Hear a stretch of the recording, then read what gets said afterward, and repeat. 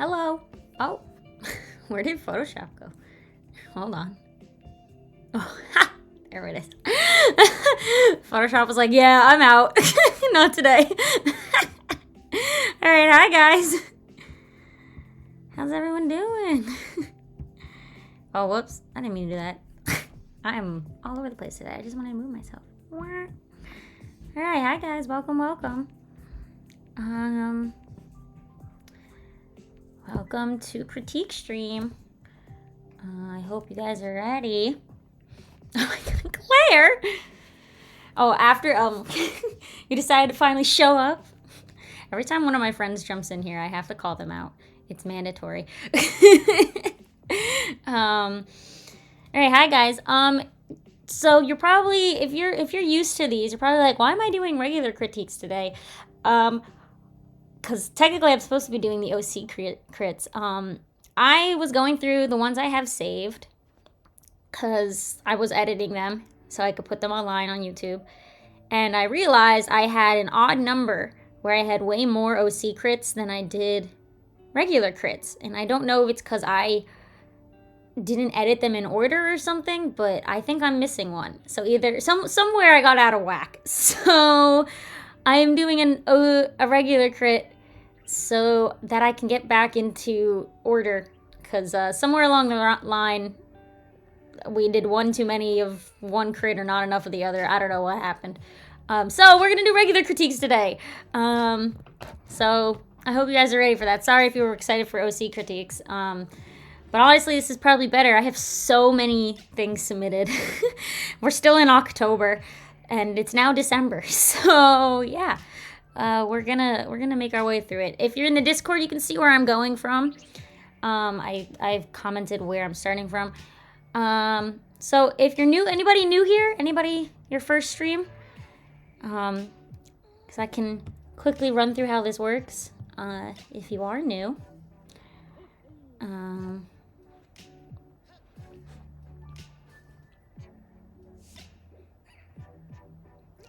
Claire's new. Claire, you know how to critique. I feel like I don't have to give you the spiel on not being mean.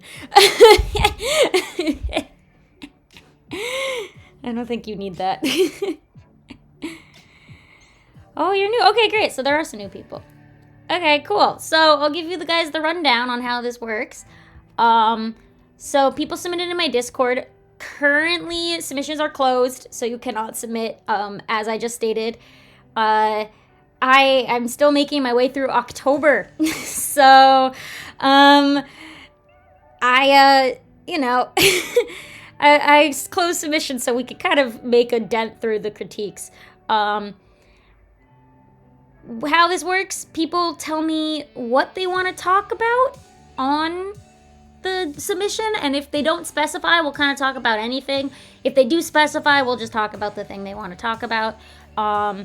I try to edit to my best abilities, but I've given up on perfection, so my edits are like half done, and I think that's fine too, because it leaves the artist, space to work on it themselves, because I feel like if I did everything for them, what would be the point of doing it on your own, right? It would be pointless. It's already done. So we're just going to give some tips. I'll try to run through everything as I go through it. Chat is participation. I love participation. So please give advice in chat. If sometimes I'll ask you guys a question and you're free to answer. Other times you can say things that you notice. Remember, if somebody specifies something they want to talk about, do not go off of that, all right? So if they say they only want to talk about color, only talk about color. Please don't start talking about their anatomy, all right? That's not what they wanted. If it's your art that comes up, you're free to tell us some stuff. I might ask you some questions if your art comes up. Just be aware. I'm not telling you, like, no one in chat even, and not me, nobody, is ever telling you, like, you have to do it the way I say. Right? That's not what critiques are for. It's more just like, let's talk about things you could do, and then hopefully in the future you might apply them. Or you can just choose to ignore everything we say. I mean, that's your choice. Nothing's stopping you. But just remember to keep an open mind if you submitted and your art shows up. Okay. Besides that, if you say things in chat that I deem or other people deem as mean, okay, I'll time you out, okay? So don't just be mean, people, okay? We are doing this to help each other, not to tear each other's down, okay? I don't want anybody we're not ripping up art here, okay? Where am I starting? If you go to the submissions on the Discord, you can see the very last message in the art critique submissions. You can click it. It'll bring you to where I'm starting, because I replied to it. So, with that out of the way, you guys ready to get started? Yeah? Hold on. Okay. Okay. Wait. So also, just so you guys know, if you submitted more than once, I will check to make sure we didn't recently talk about you. I like to, like, at least for now, like, I want to wait until the new year before, like, I'm waiting until January until I start revisiting people that have already gone. So I'm about to check because I think this username sounds familiar, so I want to make sure I haven't talked about them already.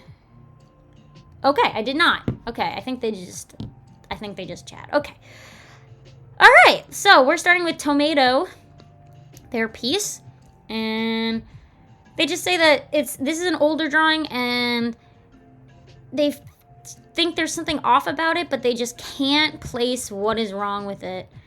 And they just want, I guess they just want a second eye on it, or I guess a lot of eyes on it, because there's more than just me here. All right, here's this drawing. Okay, so we got these two characters. All right, I definitely can see what they're talking about it feeling off. So let me just quickly remove the background. Okay.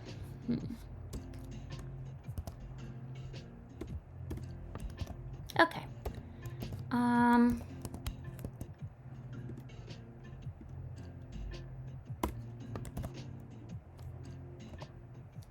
All right.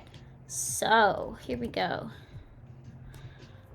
Yeah, I definitely think there's a little bit of a wonky anatomy happening in a couple places.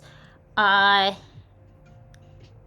a little worried for her waist because it's, I think because she has like human proportions, it's odd that her waist is so thin to large. It feels unnatural because it's not, you know, it's not a cartoony art style. It's going for a little more of that realist side. So it feels off. Yeah, the proportions don't seem to match. I agree. I think the feet planes are also off a little bit. So I just want to quickly like run over what the base is here, and then we can see if we can just do a little run through on the anatomy. That's a really tall, it's a really low waist, like really low. Okay. That foot feels broken to me too. And in chat, if you guys notice things, please share. I don't really know where her hands are. I guess they're in here somewhere.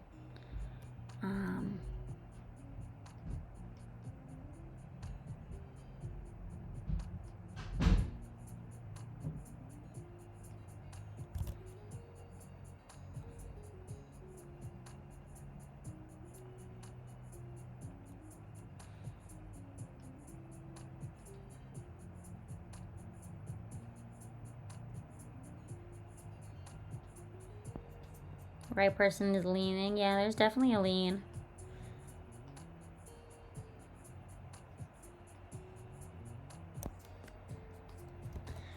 Yeah, a little funky, for sure. Okay.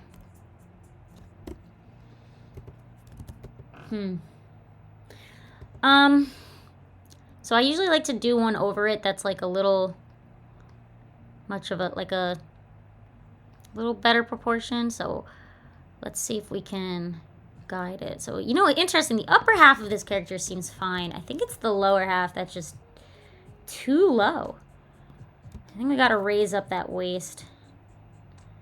Odd. I feel like if we're gonna do the leg thing, we could have both of them go in like this. I think that's fine. That's cute. Okay.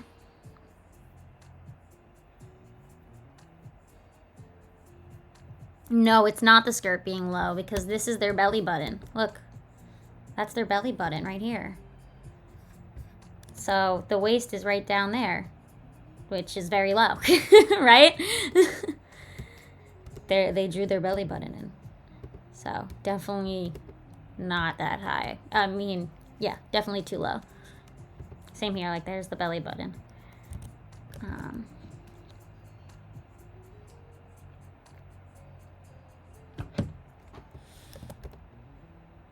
Okay.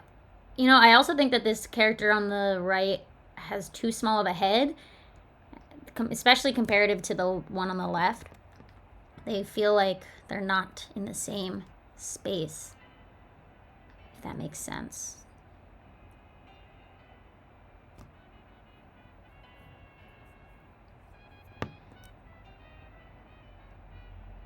This one as well has too low of a waist. Yeah.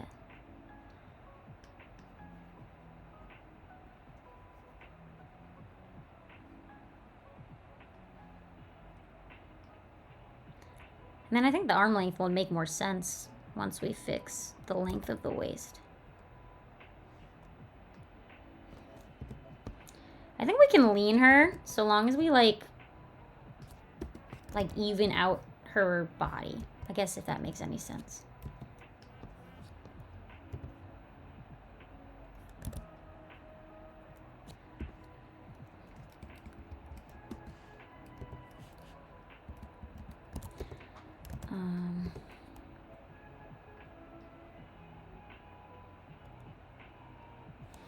Okay, so I have our guide. Now let's just move a couple things. I'm gonna split the two of them up so we can have them on different layers to start. So let's do the left one because I think she's a little easier. So definitely let's bring up the waist. That's the first part. Hold on. I think she's also supposed to be chubby, so we can talk about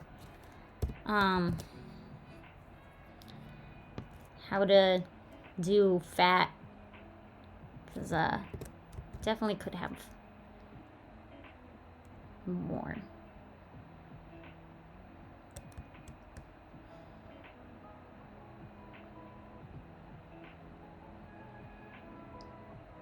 That's better. Okay. And then this shirt come here, and then we want to see, you know, make sure we get the, it's hard to edit this, but definitely show us those rolls.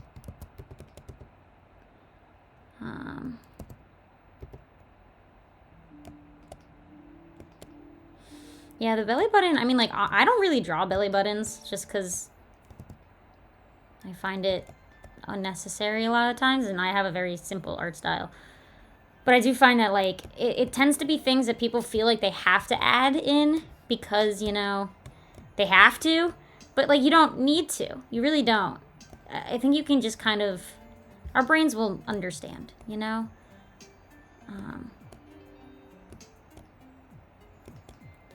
We're smart, you know? I think sometimes artists underestimate how smart viewers are, and they think they have to, like, overly detail every little tiny bit.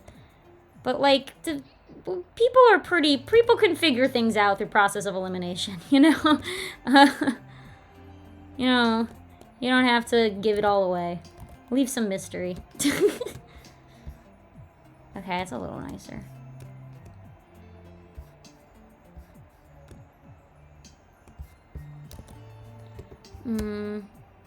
Okay, that's already, like, way better, I think, that proportion fix. Really, I really think it's just those waists are funky.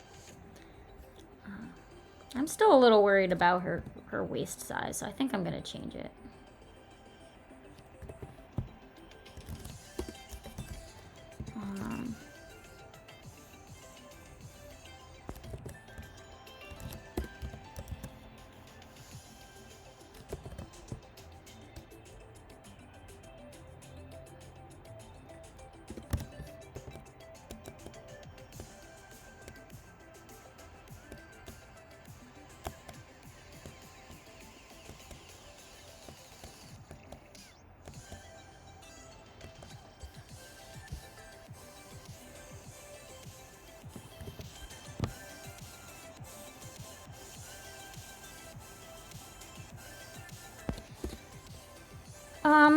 Better. Is it still too low is the question. I don't really know. It's hard to tell, honestly.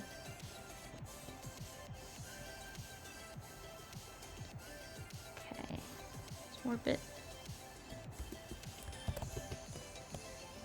Yeah, I know. The hips are... I'm struggling with trying to figure out how to fix it without going too far from, like, stylization. Because, like... I don't know. There's something else. There's just something off about it. And I cannot place my finger on how to fix it.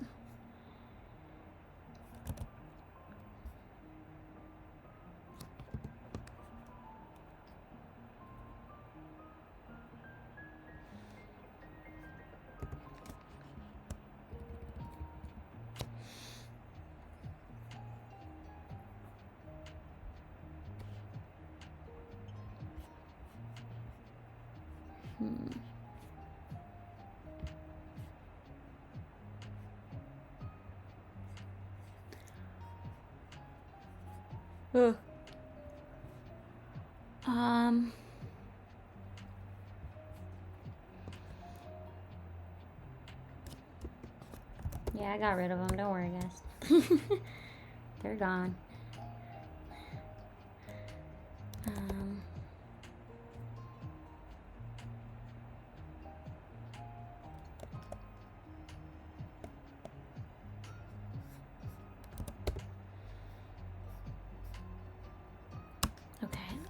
Neck is okay. Let's do a little face work.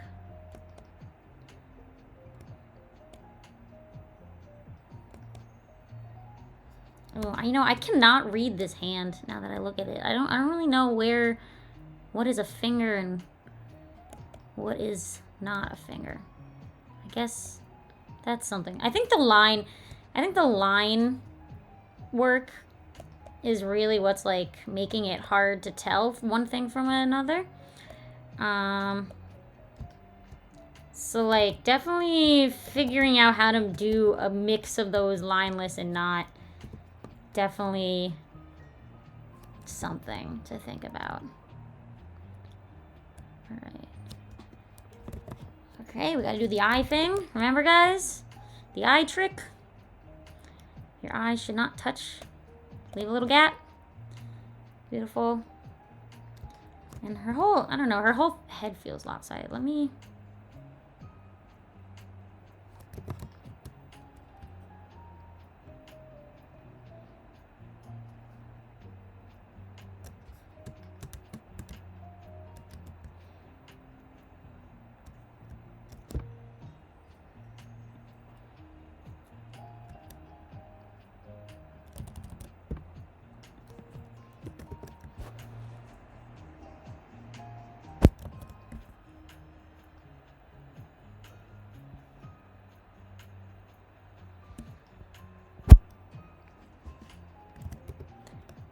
Alright, I think that's a little better.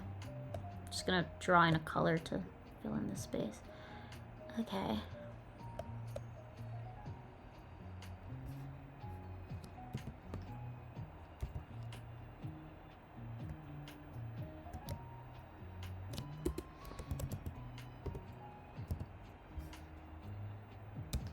Alright, I think that's okay for now. It's really like getting to the point of kind of need some structure changes.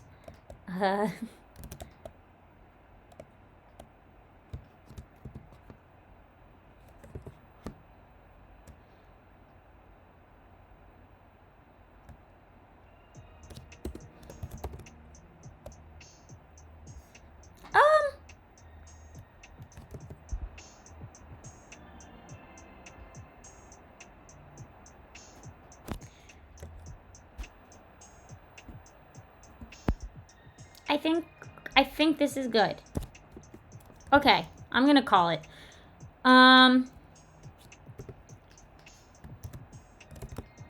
Yeah. So the waist. So the waists were really low. I think that's the biggest thing to take away. Was just like, if you move the waist up, it solved like all of the weird problems, like immediately. So that's definitely the first takeaway. And then I think once that problem is fixed, I think the rest of it can kind of follow, because it'll start guiding the rest of the anatomy once the legs are like placed correctly. So I guess we can just do our reveal, guys. You guys ready? We can go to the next one. Here we go. Here's our new. Here's the old. Yeah.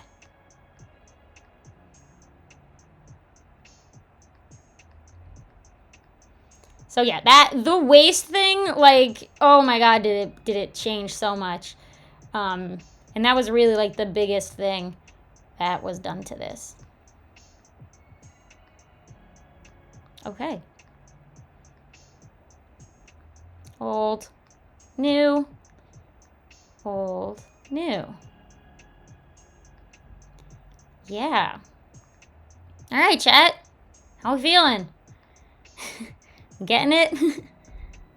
All right.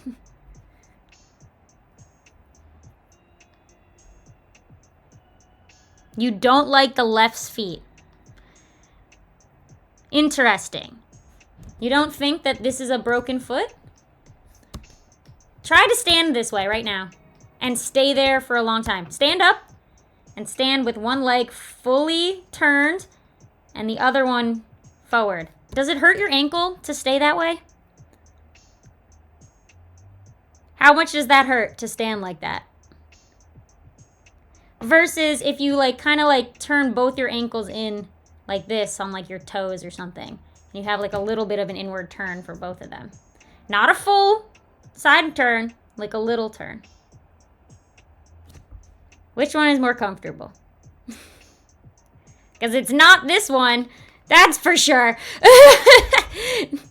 People aren't going to be standing like that, right? It's not a personal preference. It is a functional preference. It's when it comes to posing, you have to recall how functional is this? And that is how you're going to get better at posing, right? And I always recommend doing it yourself, okay? Because, like, if it feels uncomfortable, it's going to be uncomfortable. Sure, it's quirky, but, like, the foot is broken. She's going to break her foot standing that way, right? But that's, right? This one, the right one works much better because it's, like, it's not inward, right? It's outward and forward. It's this way and this way versus forward and inward. This is the broken one, right? This is your foot is you sprained your ankle and you can do a 360 spin with your foot or something. Like you have no bone there, right? So we got to remember you need to have bone in the structure of your characters, right? All right. Yeah.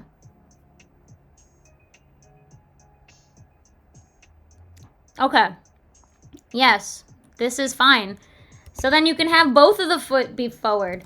If both feet are forward facing, that's fine too. I was trying to match the two. I'm going to tell you now, I don't care about symmetry, right? It's about comfortability in your pose, okay? Again, I'm trying to that comes before quirkiness, okay? Quirkiness comes after your character isn't breaking all the bones in their body while standing there, you know? One before the other. Once you got the bone structure right, then you can go nuts and have a little fun with it, right? Yeah. I tried to go for the turned inward because I thought it would be like that cute little ballerina vibe. I don't know. There's something a little nice and quirky about like the inward face, like the half, not fully inward, but like the, you know what I mean? The like half turned pose. That's a little more interesting than both of them being forward. That feels very bland, which is why I went for more of a like, ooh, let's do a little cute pose. Because we could still keep that, like, inward-facing foot, right? But it's not broken anymore. You know, that's the idea. Okay. Let's move on to the next one. Hooray! Who's next? Okay, this is from A Tiny Void. Nice name.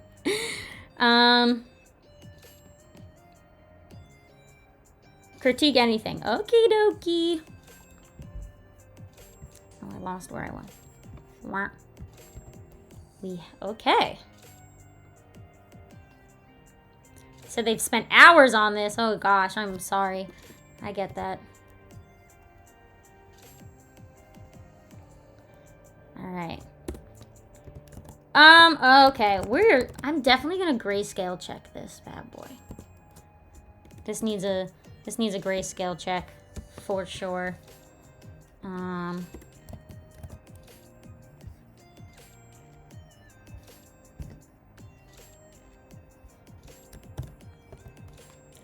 Oh, wow, that's flat.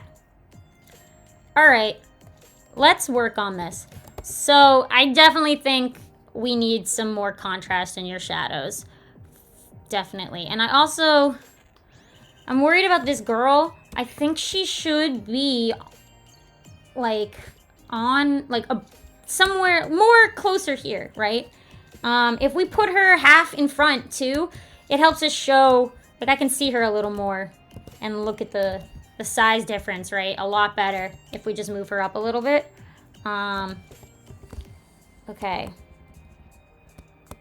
Oh, you guys didn't even see the little girl? Yeah, I just noticed her when I zoomed in. So let's see if we can do some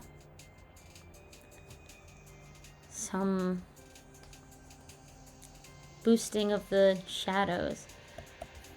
So a good tip, it kind of looks like you're just going for a darker color within that color. A really good tip for shading, something like that, like painting too, use a color that's very different from your base tone as the shadow. So I'm gonna go for a red because it feels like it'll vibe well, but like something like yellow would work really nice with like a purple or a blue as well. It'll add a lot of nice contrast to the, like, just like nice variety in your shadows if you have like a different color. I think this one might be nice of using red. So let's try it. But I think we can just really push out these shadows more. You know?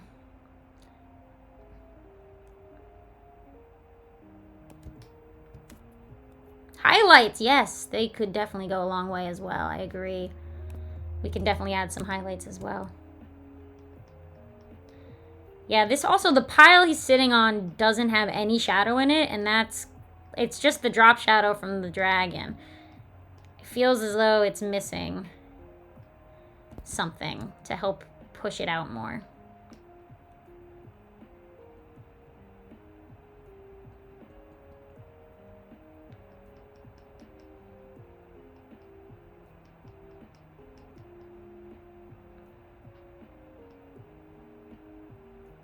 Trying to follow the shadows you already have so we can stick similarly.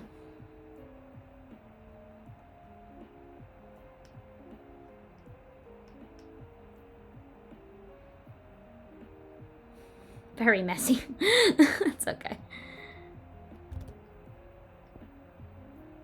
But yeah, definitely using a very different color really helps.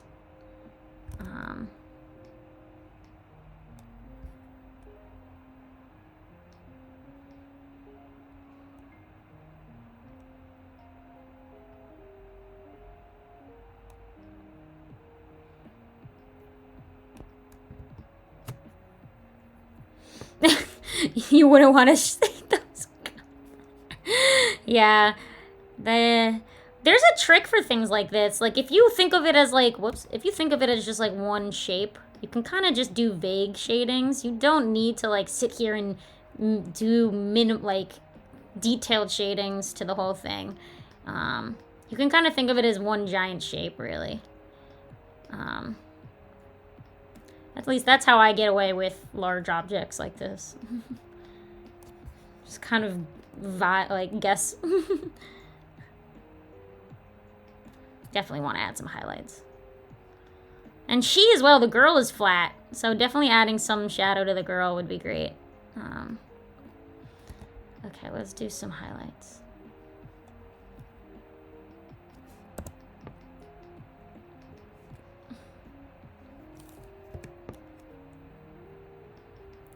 Color, yeah, I mean, it could work to add more color. I think they were going for, like, the dragons camouflaged a little bit, so I can kind of get why they didn't want to do it. But yeah, having variety in your color, maybe even just shade variety, like different versions of yellow could help.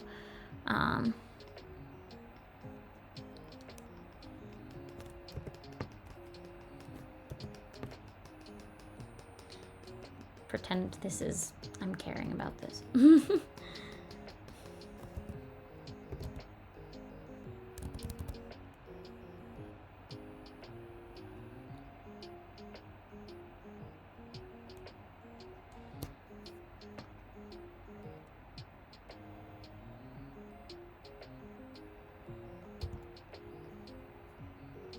Man, this is so rough.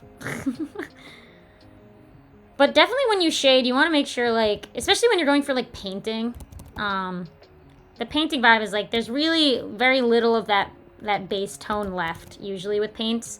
When you paint something, usually you're adding so much, like, variety in your shadows and highlights that the mid-tone kind of is just gone.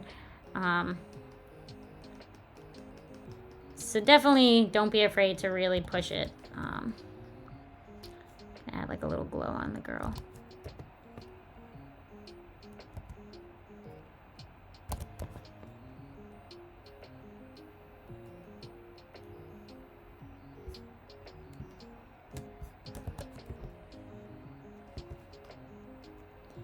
Do I want to swap?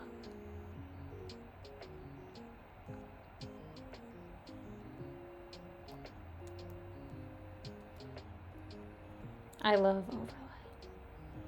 I'm such a fan of overlay as a shadow. I think overlay looks nice. Okay. Just add a little bit more, like, bam contrast.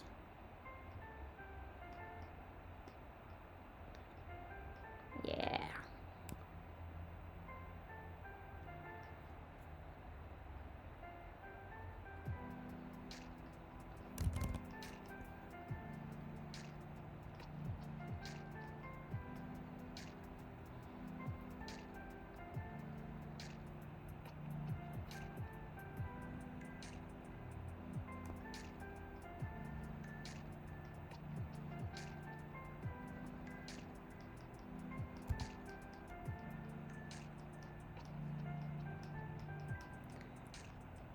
Shiny.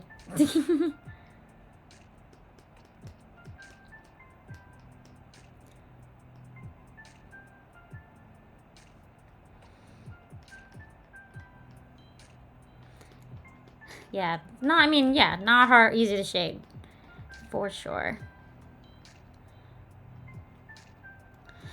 Oh, well, I don't sit there and draw every single scale.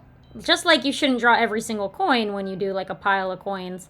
It's really about, like, conforming it into a big shape. And I kind of brought this up in the last one. You know, we're smart. Humans are smart. We'll figure it out. You can kind of imply maybe, like, 1 or 2 scales, and then we'll figure out the rest, right? You don't have to sit there and draw every single one. You know, it's not needed. It wastes time completely, you know? I saw somebody actually talk about that whole idea when it comes to painting, where you should, the little details, if you're gonna do details, do not do it over the whole thing. Do it on the sections that, like, ends the object, or, like, where objects touch, because those are the sections that'll stand out the most. So, like, hair, I saw someone do it for facial hair, where it's like they'll just draw the facial hair on the very, very bottom of the chin, and then it's just kind of implied that there's, like, stubble on the rest of the head, basically, the face, because, like, you don't need to draw all of it for the viewer to kind of get it, you know? The viewer can figure it out. So remember, don't People who look at your art aren't stupid, right? You know? So definitely, don't overwork yourself for something that isn't needed. Okay.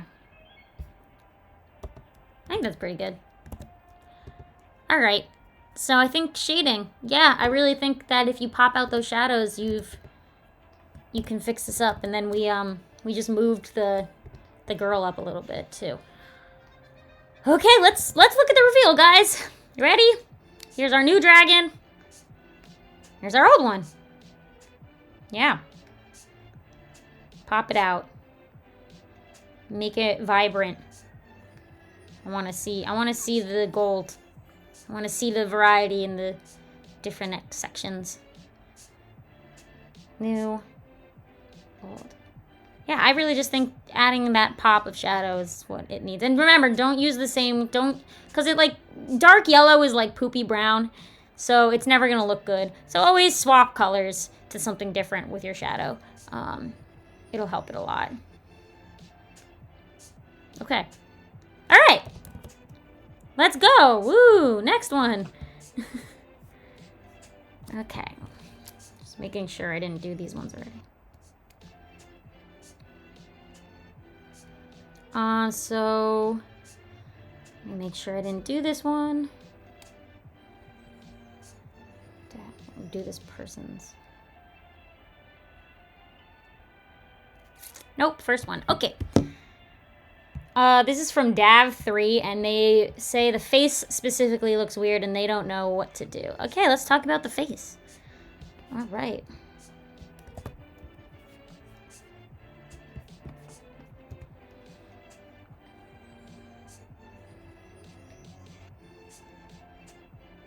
Oh god, Homestuck. Okay. Like, the dark days of my life.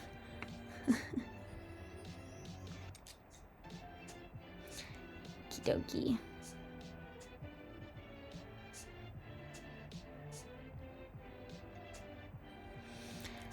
So let's talk about facial proportions, shall we?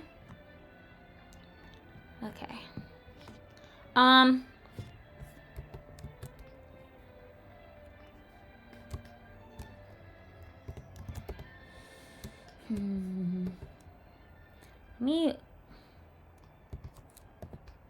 Actually, I'm gonna use blue because I think it'll stand out more. I'm gonna find... I'm just gonna like trace their structure that they have right now without the hair in the way. So we can just get a look at what their head looks like. Okay, I guess the ear's kind of over there.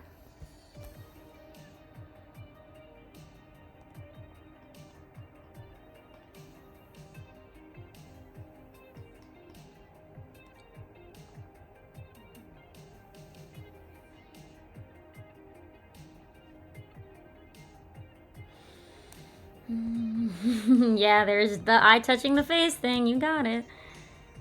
Alright, yeah, we got a caved in. Alright, definitely some skull things going on here. That's for sure. So let's see. How can we structure this? I'm gonna do a draw on top. So this is fine. The side of the face is fine.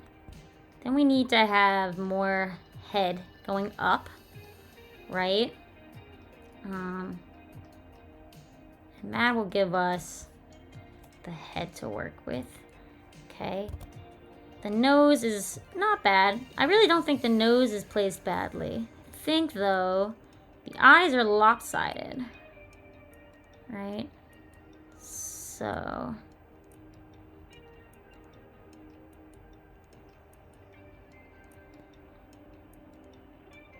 I might have to move the mouth over a little too. And then the eyebrows should be above the eyes, not on the like thing. Like your eyebrows don't touch like the edges of like, they don't go to your nose, right? Think about your eyebrows are not on your nose, so they should stay above the top lid of your eyes. That already will do a lot. Just that change, right? So let's see if we can match it. to the best of my ability.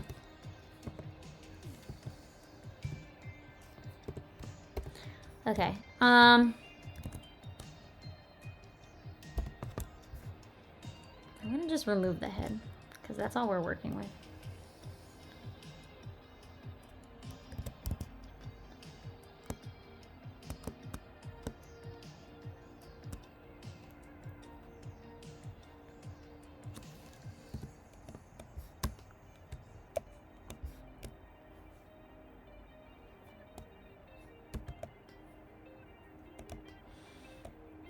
Okay.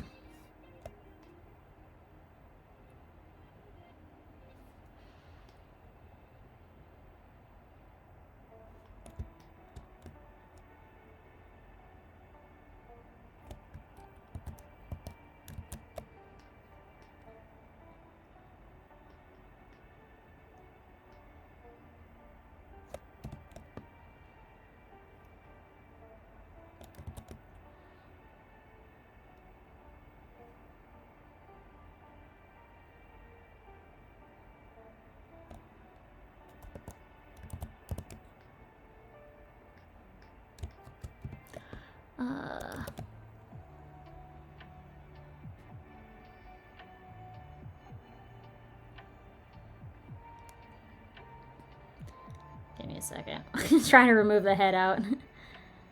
This always takes longer than anything else, doesn't it?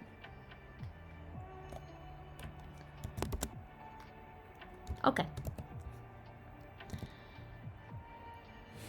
Much easier to see, too. Those background colors were kind of hurting my eyes, I'm not gonna lie.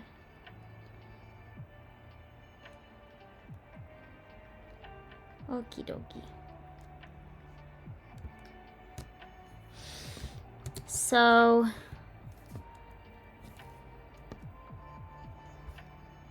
You know what I'm gonna do, too? I'm gonna take the glasses out. And just add them back in later.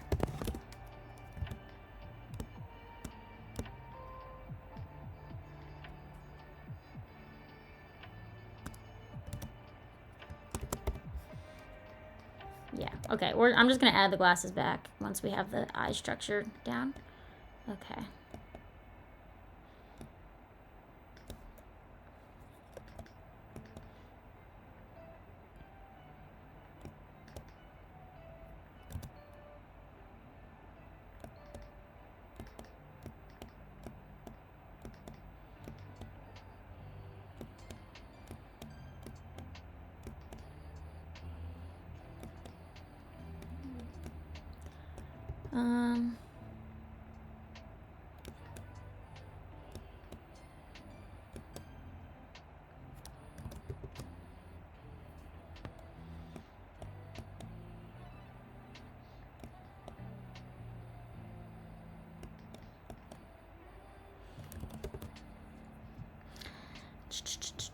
Okay, let's now move it to our drawing. Oh gosh, my sneezes. Okay, I'm gonna take these parts out. Got eye 1. We got eye number 2. We got mouth. And we got nose.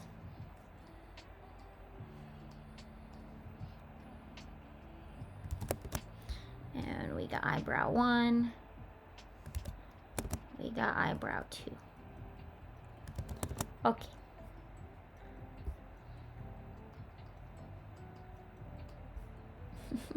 Spooky. Spooky face.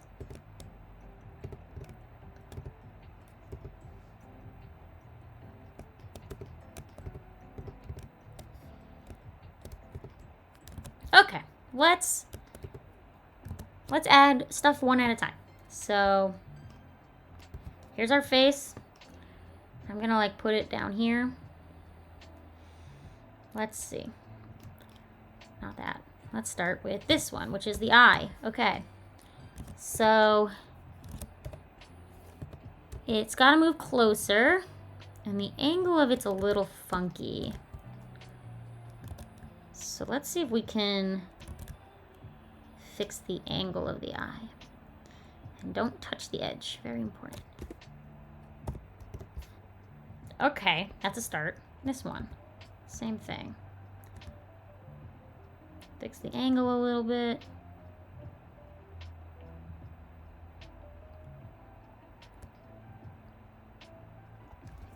I'm gonna probably have to draw some of it back in.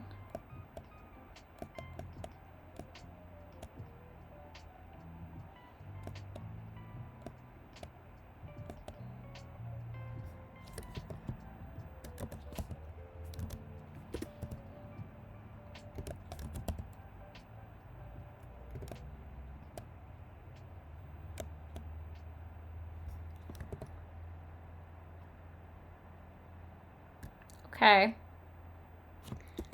It's a start.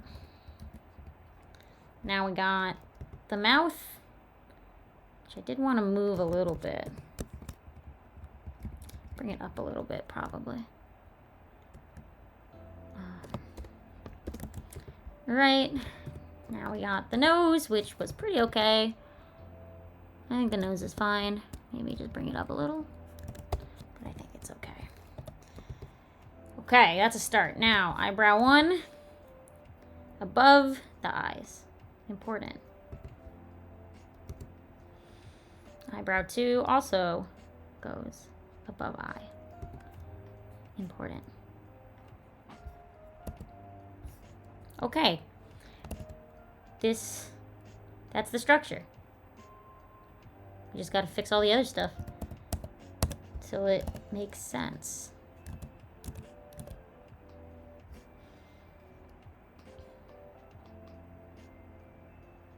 Alright, so let's now add some hair back here because the skull is dead, right? We got a caved in skull. Then that's not the nose bridge. The nose bridge wouldn't be pure black circles. That wouldn't make sense. Okay.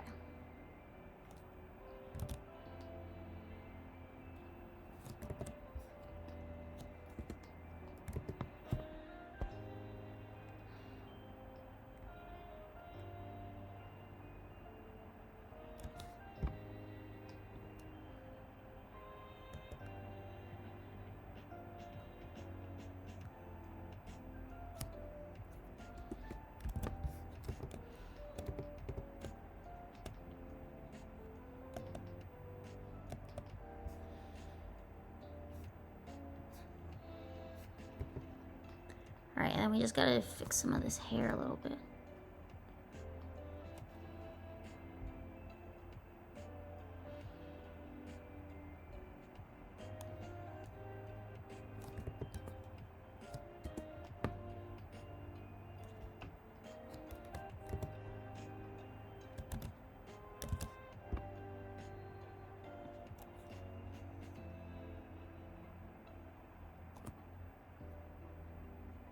Oh, you guys talking about piercings? Oh, when you guys said nose bridge, I thought you meant like the bridge of your nose. I'm like, why is it a black circle? Are you guys meaning like a piercing on your nose? Is that what you're talking about? I did not realize that was also called a nose bridge because you have something called a nose bridge, like as part of your nose. I was confused. I was like, that's like a word. That's an anatomy word. Is it supposed to be a piercing? Where is it? It is not really. It does not look like a piercing. It really looks like eyebrows to me. At least, because like I draw little tiny circle eyebrows all the time.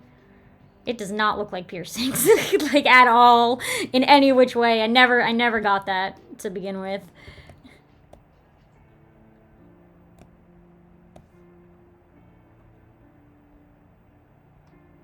Oh, it's called a bridge. Oh, that makes sense. I guess I just only saw the word bridge, and I was like, why would that be your bridge?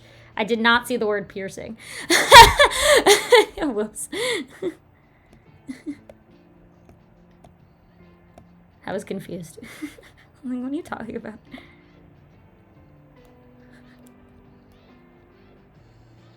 Yeah, they didn't draw eyebrows otherwise, so I feel like it's might as well be eyebrows at this point. Because there are no eyebrows. Glasses.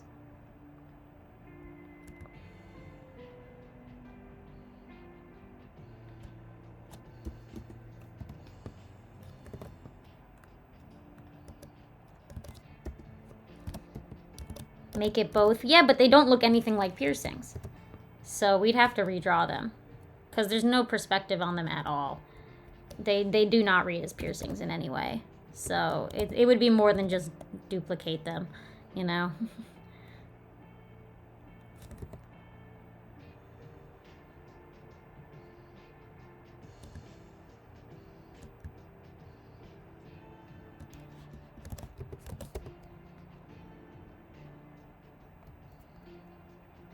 They don't look anything like piercings. I'm serious. They look like little eyebrows because their hair is also black. They don't. It does not look like piercings.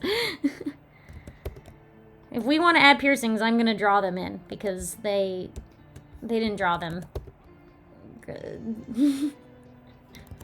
Let me look at a picture of them so I can get the perspective correct because we got to get the perspective on the angle of the head too, right?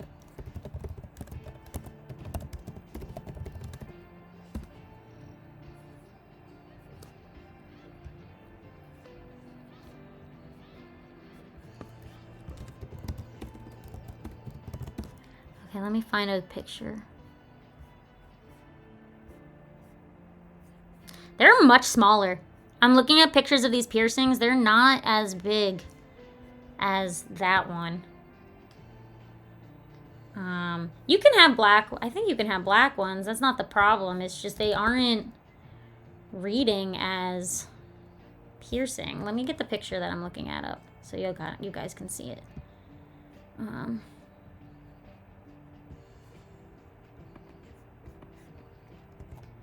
There. So this is a reference I'm looking at. They're much smaller. Right? I mean, we can still keep it black. We want to also see...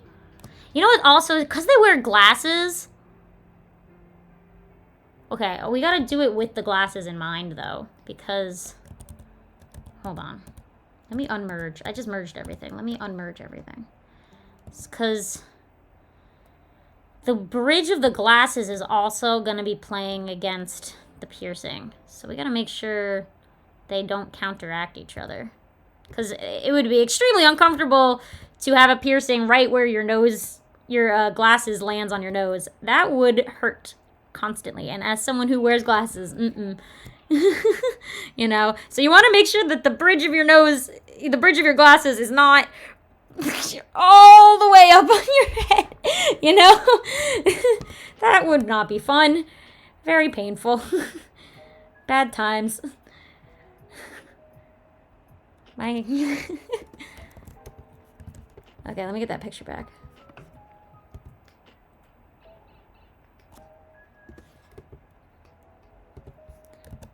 Okay, yeah, no, I'm not saying you, just so you know, happy holidays. I'm not saying that you can't wear glasses and have piercings at the same time. Obviously you can. It's just their drawing, the bridge of their glasses was extremely high up on their nose. So because of that, where the glasses in the drawing would land are where the piercing would land, which is uncomfortable. So we have to make sure that we move the two away from each other, you know, so they you don't end up hurting yourself. That is, as someone who wears glasses and already has enough pain wearing my glasses, yeah, no. So we gotta place things on the face in a doable way. So I'm gonna just draw the circle. And then we have like a little line. And then this one would be a little more angled, right?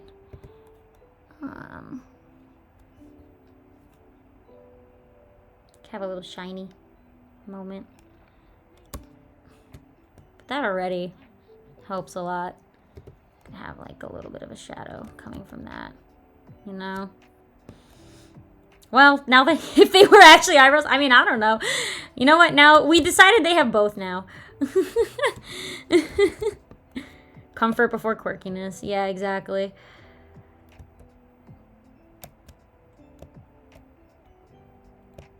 Even quirky characters have to, you know, not be in pain all the time. That's a little better. I mean, I didn't shade it, but I think we get the idea. Not so big. Okay, well, they have piercings now. Alright,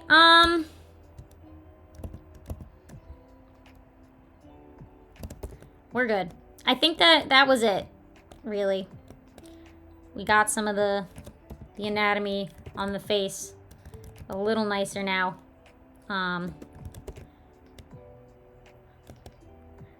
Okay.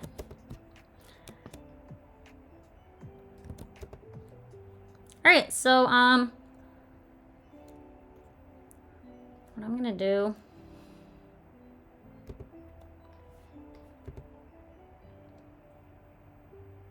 Just gonna cover the old one with the white. And then we'll do our reveal.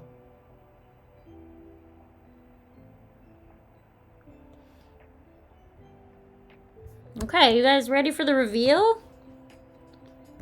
Yeah? I should probably actually, before that, let me fix... I want to fix that up. The horn. It got all weird when I changed the head.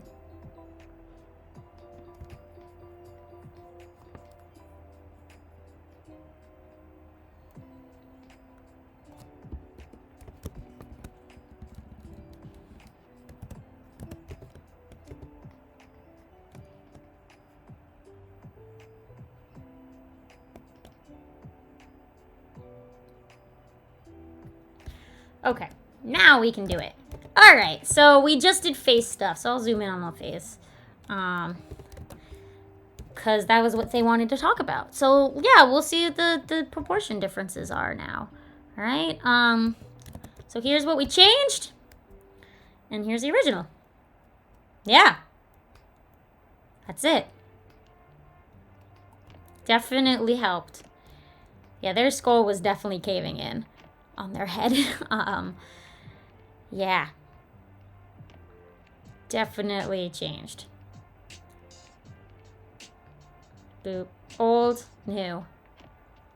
Old, new. I feel, yeah, we helped their head a little bit.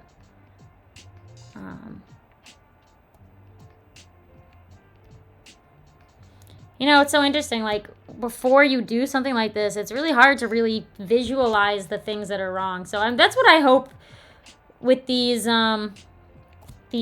changes that we do. I'm hoping they, like, spark something in the artist being like, oh my god, that is what it's been this whole time. Because it has nothing to do with, like, a style.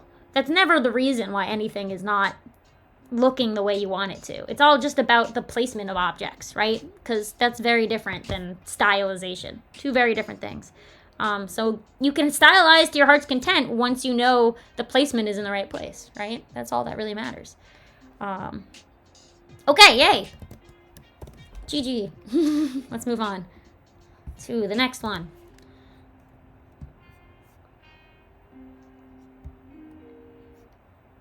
Okay, this is from Snowy Jasper. Anatomy, and they think that the face and the hands look weird to them. Sure.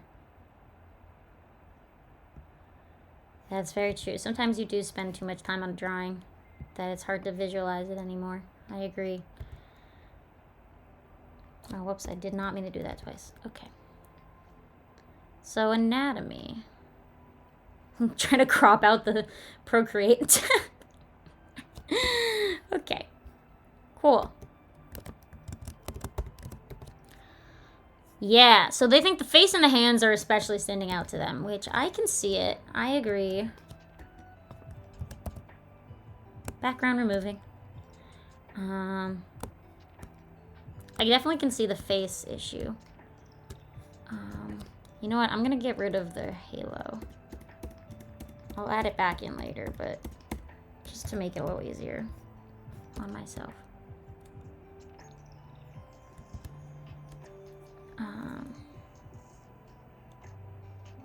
So I think I'll do exactly what I just did on the last one, where I do like a base drawing of like the structure, and we'll move it to that drawing. I think that's been helpful a lot.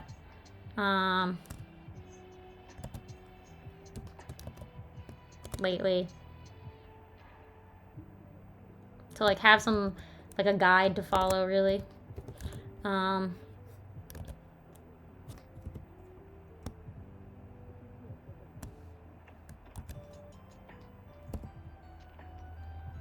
just gonna get rid of all this stuff from the background. Okay.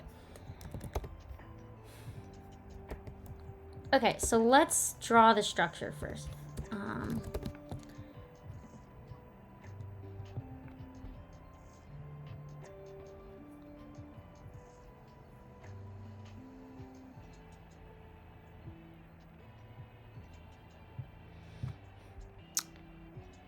Okay.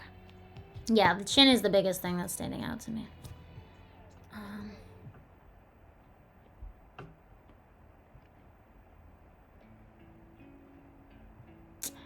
Okay.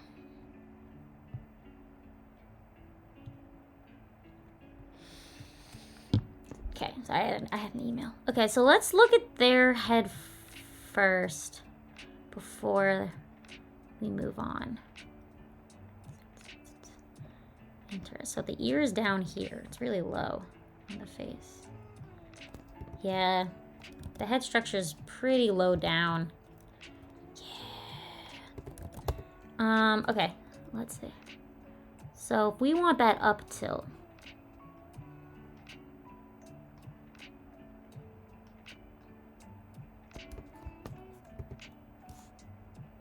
make sure we're lining it up correctly. Okay. Which means the eyes will be up here. Our nose, we'd see underneath the nose a bit, for sure, right? And the mouth would be up more. And the ear would be up more, too. Okay, that's that. Hand structure. I'm gonna take a picture of my hand.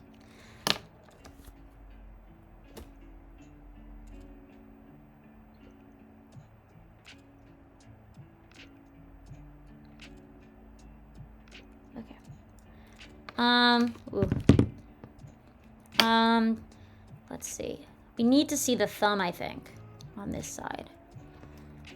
Right, we'd see, definitely see some thumb in here.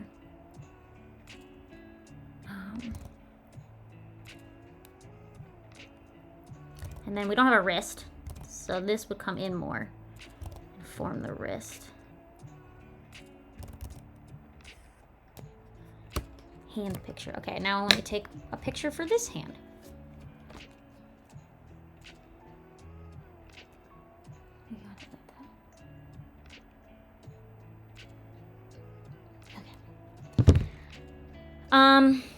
Okay, so for this one, the thumb gap isn't big enough, I think. And again, we don't have a wrist. So I think that the thumb should probably be out more before leading into this. And then we come in for the wrist over here. Okay. Let's edit a little bit. Let's do the fingers first, because those are easier. Okay, this is the easy part. Let's do this part first.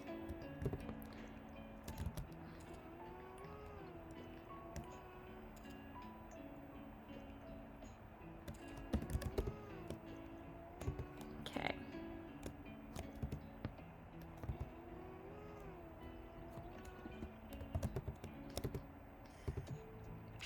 And then bring it down a little for the wrist.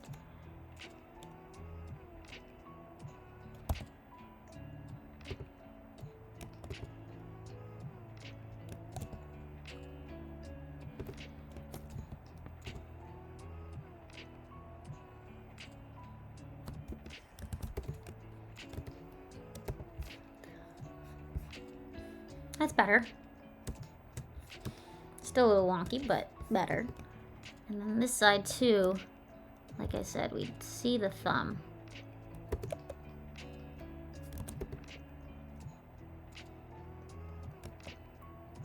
Back here.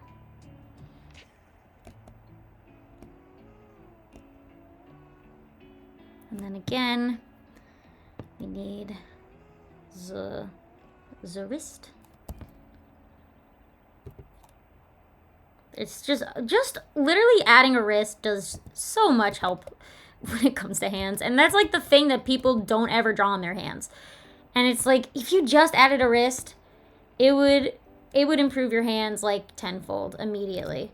It's insane what a wrist can do.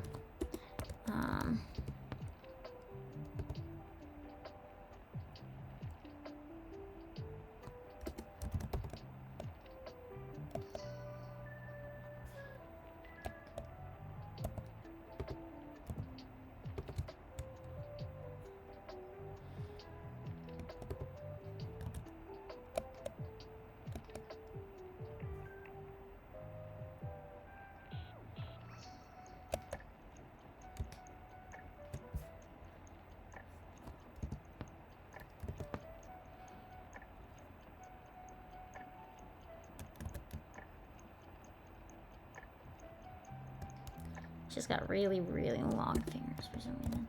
Okay, are they the same size is the question.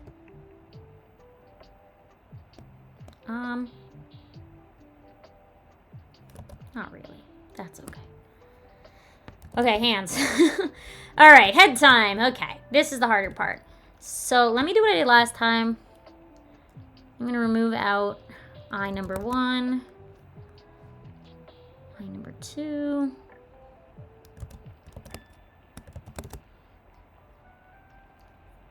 Nose.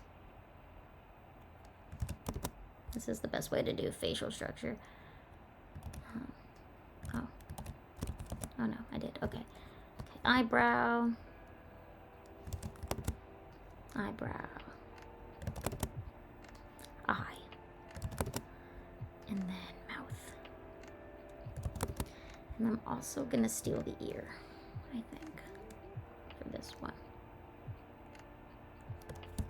All right.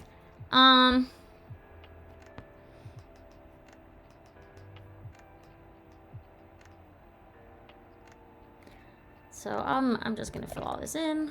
We're basically gonna do what we did last time. Okay. All right. So let's start by getting the actual facial structure, the skull, down.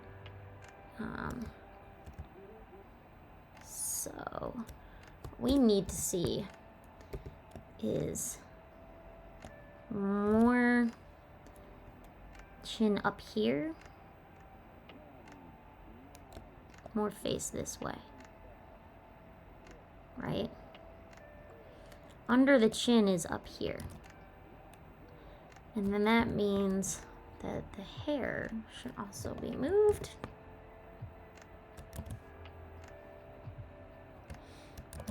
He is an empty shell.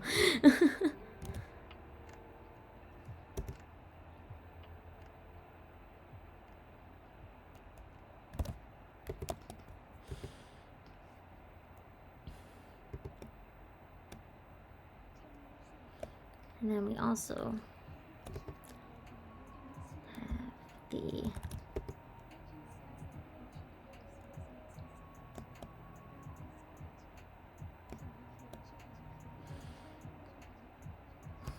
I feel like maybe even pulling the hair over more will help.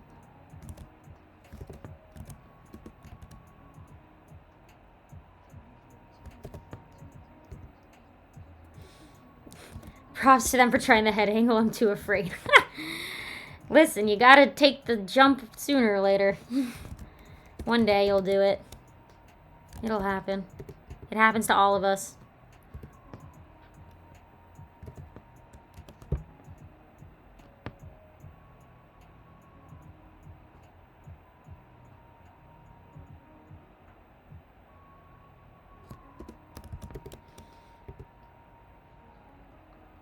I literally just drew a box because it's easy to visualize it as a box, but definitely working on how to make it look like your character is a whole other can of worms. But like 3D objects are a really good way to visualize your objects in the different space and how it would move in space, because 3D boxes, you know, have dimension. And it doesn't need to be a box. You can do like a triangle or something. But I just find boxes easiest because it has 4 sides and your head has like 4 planes. Okay, let's now add one feature at a time. Starting with eye number 1. Which we need to update the angle on. Yes. I'll fix it once I have the rest in. Eye number 2, angle update. Pull it.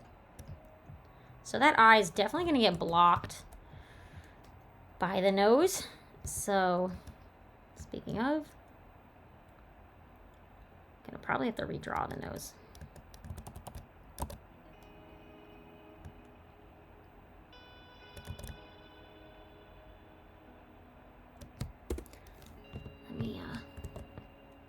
Yeah, I'm gonna redraw the nose because it needs a lot of angle changes.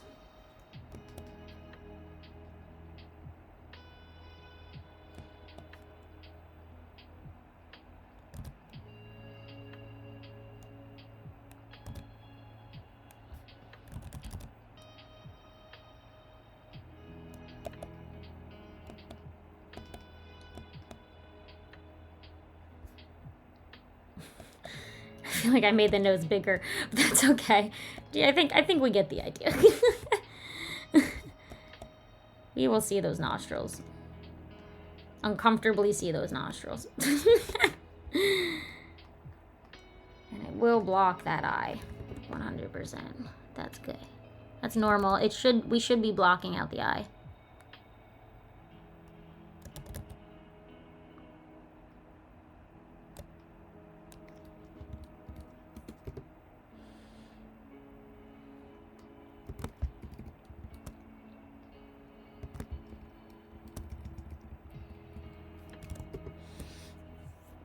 Ew, guys, you're gross.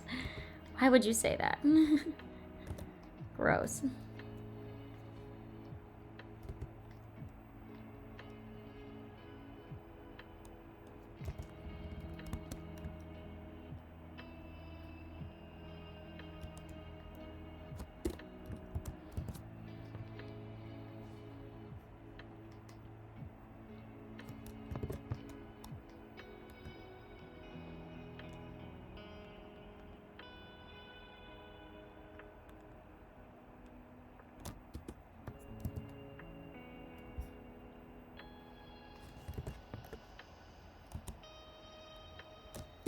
Gotta add that other eye in too.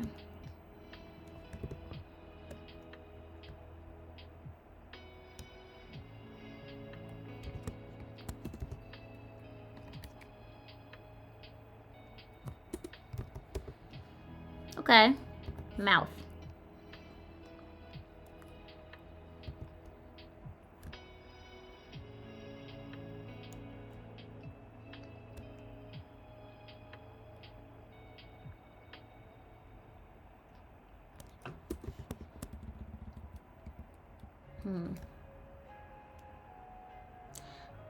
When things are closer, they are bigger.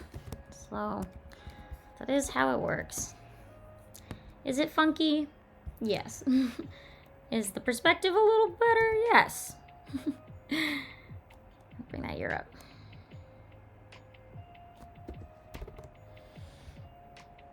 Alright, this is nicer. Definitely gonna work on the chin a little in a second. Hold on. Blah.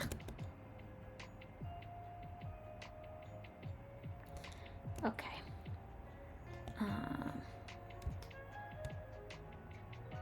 That mouth is not doing it for me.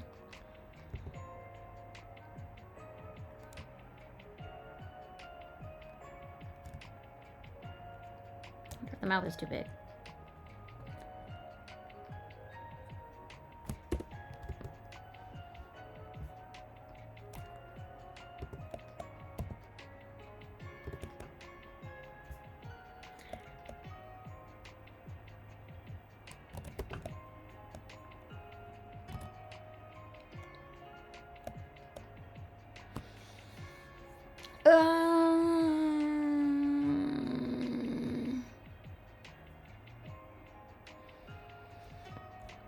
His head feels flat still.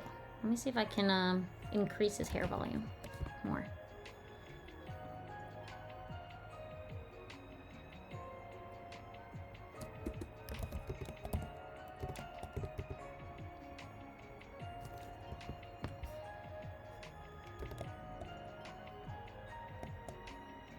Okay, I think this is as far as I can take it because I'm not drawing in their art style at this point, I feel like. But, you know...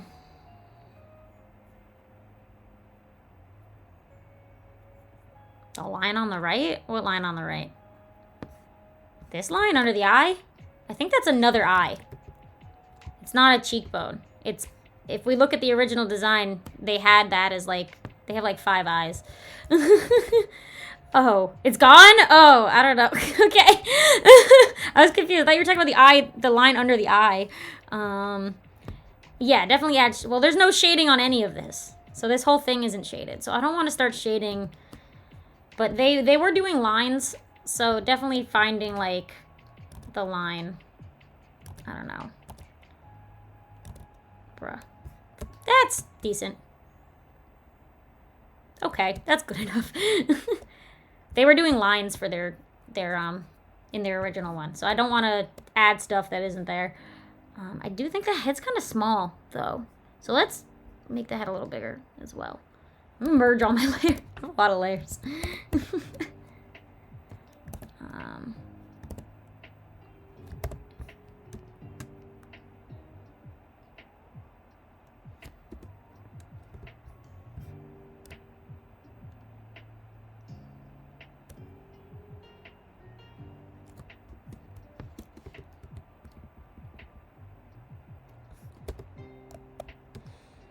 I still feel like the hair is not voluptuous enough.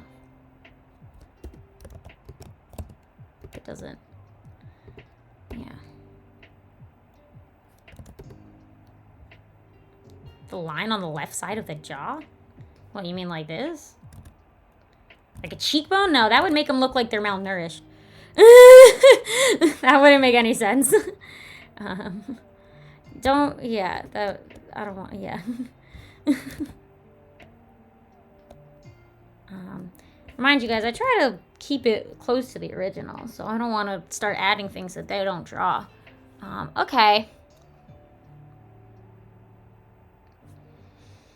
All right, let's reveal. I think we did what we can do. Oh, I forgot about the halo. I think we have added what could be added on our end, and it's like that structure's got to get there, you know. So let's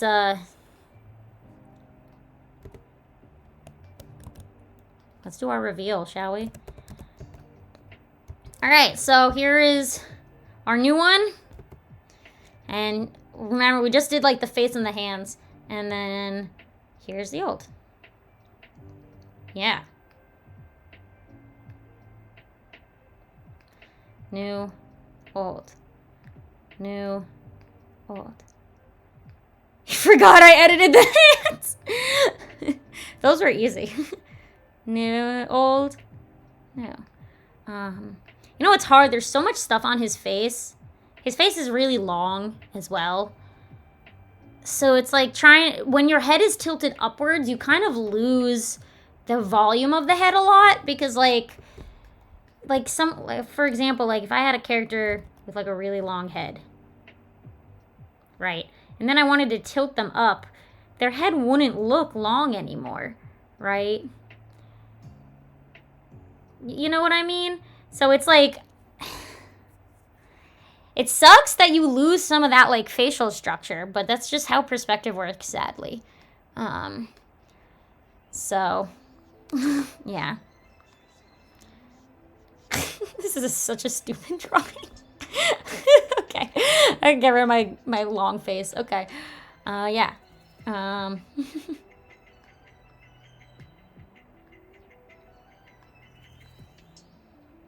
Okay, cool, yay, let's move on to the next one.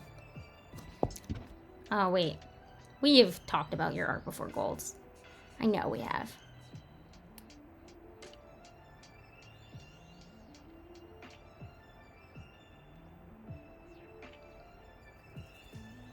Yep, okay. We've talked about Golds. Okay, next one. Okay, this is from Cody. Anatomy.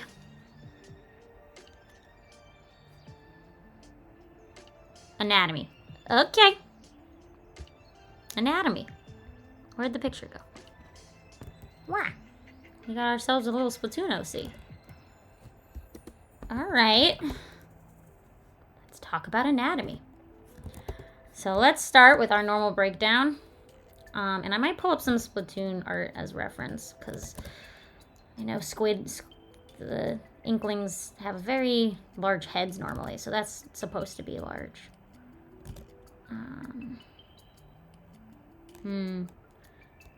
Okay. Okay, I'm definitely seeing a lack of a skull. And, ooh. Interesting. Okay. I do see some construction issues. Yeah.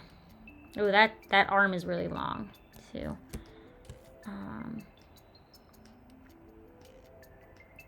And I don't think the feet are the same length. Okay. Oh, I forgot this arm. Okay.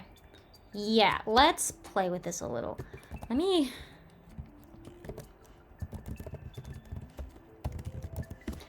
grab some of the art that they're referencing. Because there's like, got some of that Splatoon art.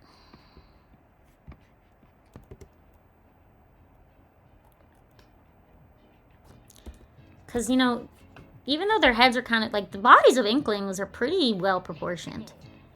You know? They're not, like, they're not strange. You know what I mean?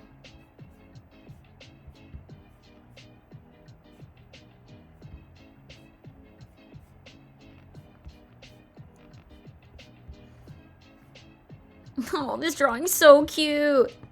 Okay. Oh, look how cute they are. I've seen this drawing before. Anyway. Again, like, Shiver and Fry have pretty large heads. But, you know, the bodies, their arm lengths and whatnot feel correct, even though their heads are kind of large. You know what I mean? So let's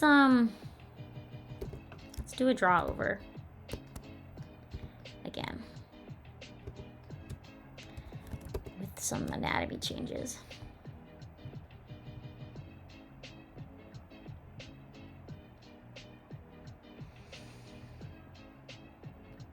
Okay. Definitely want to make sure we give him a skull.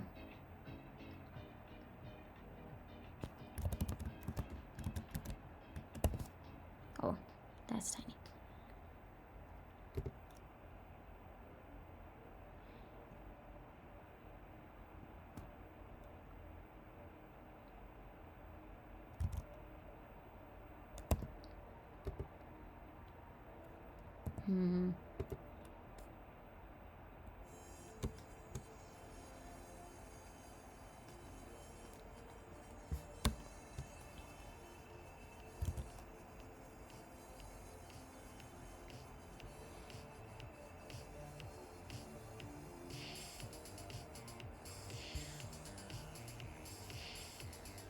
I will add the arms on another one. But I think this leg has to be longer to match the back leg. Yeah. I'll make it a little smaller.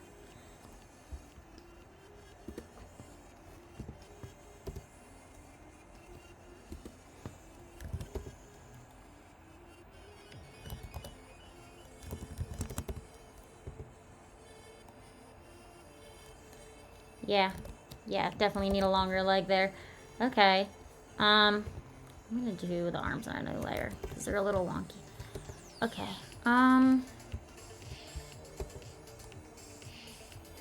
Like this guy has his arm up. His arms are pretty large.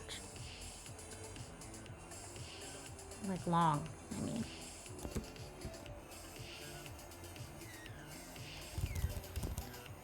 Gotta see that a little more, I feel like.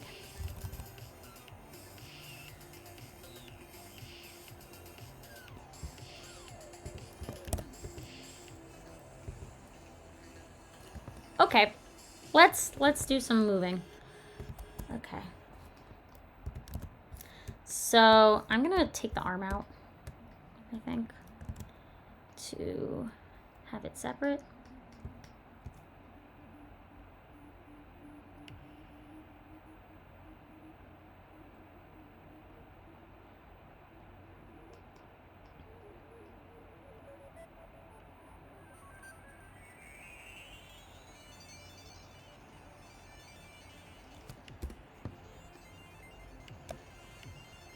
Oh, I just noticed how weird that elbow looks too. Okay, we're definitely gonna have to come back to that. Okay, I'll take the other arm as well.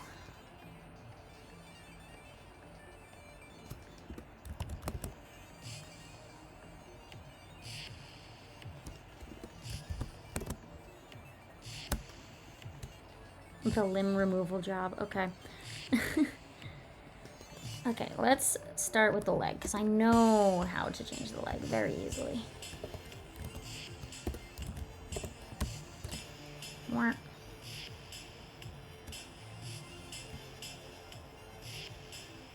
Easy peasy. Gotta fix that foot.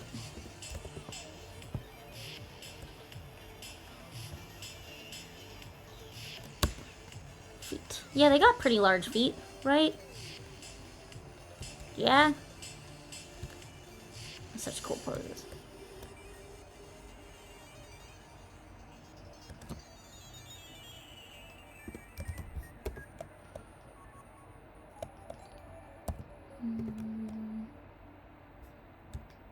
All right.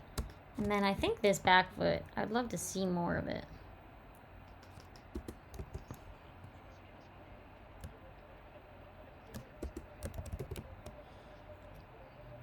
I think that makes sense.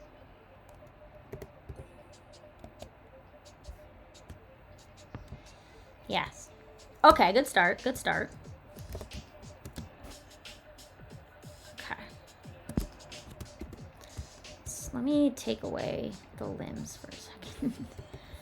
I'm gonna guess the rest of this really quick.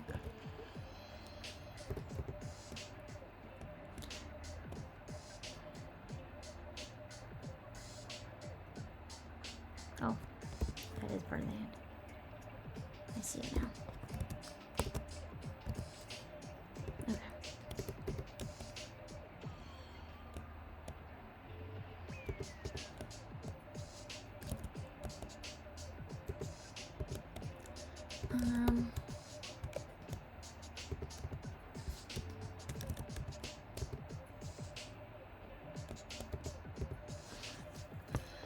Okay.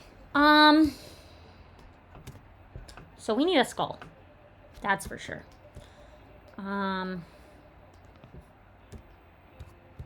Let me remove the head.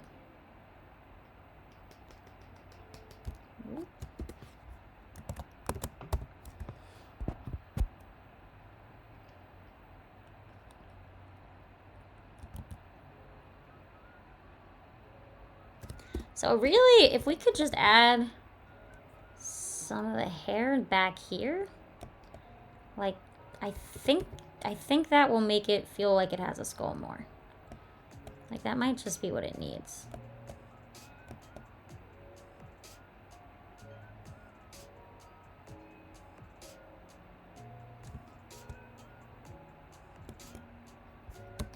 Yeah, that really did add, I think. Doesn't take much to add in the skull.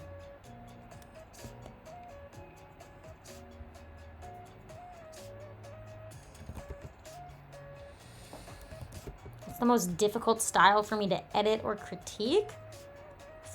I mean, photo edits are hard to critique because it's just an edit of a photo. I've had to skip a couple, and then one time when I did one, I like barely did anything different. Because it's like, I feel like that's something you have to critique as you progress through it, you know? It's like, especially when it's made from photographs, it's a little harder.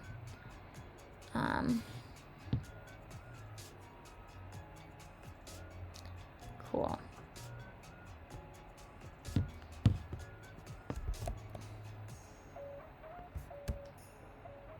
Okay, we got a head. Let's add the arms back in.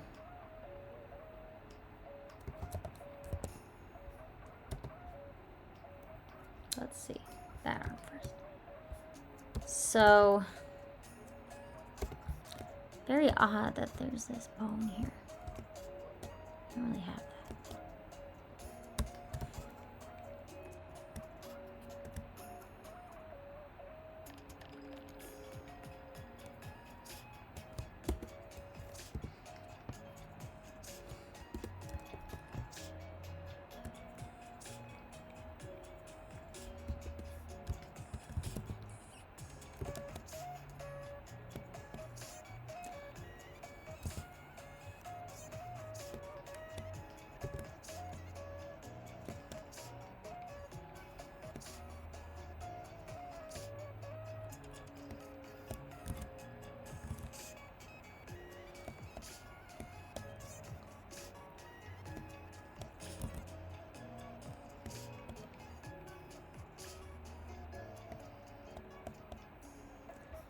I know I'm ruining it a little, but I gotta get that thumb in.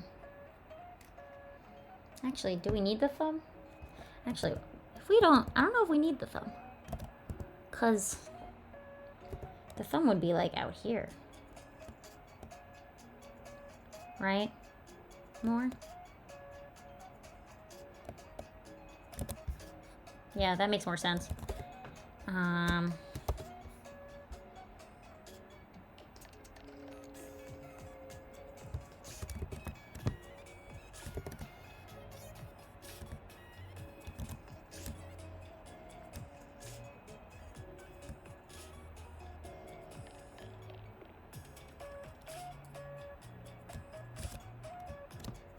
Thought.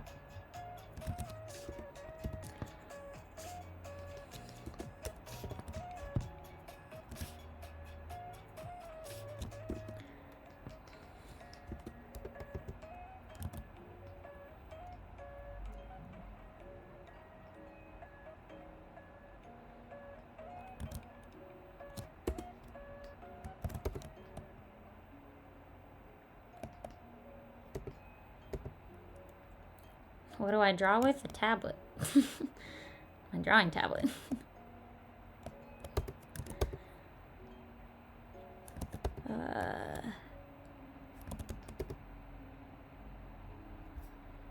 Yeah, this makes sense to me. Just gonna add a line so we can see the variety, the difference. Okay, I like it. Okay, they got like the Hatsune Miku outfit on, I just realized. Okay, we're getting there, we're getting there. Now I'm gonna add the other hand.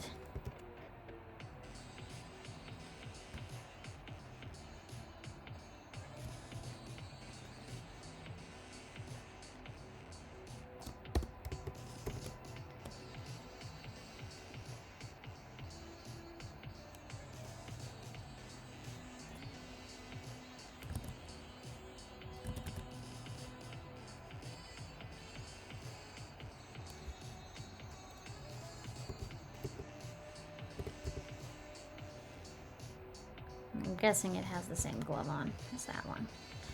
Okay.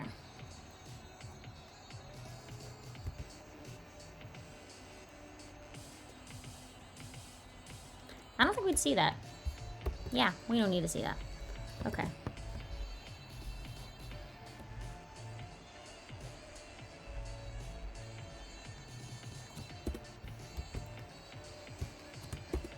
One day you'll get a drawing tablet.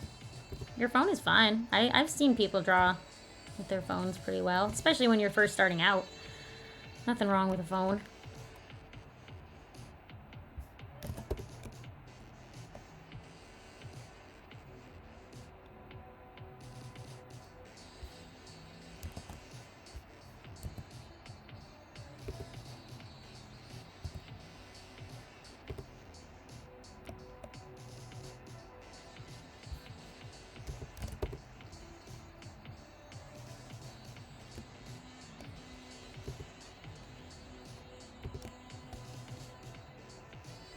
I'll say this, be lucky you can even draw on your phones.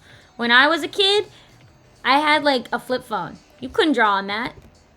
There was no such thing as touchscreens phones when I was a kid, when I was growing up. So if I wanted to draw, it was paper and pencil or nothing else until the magical day I got a drawing tablet when I was like 16.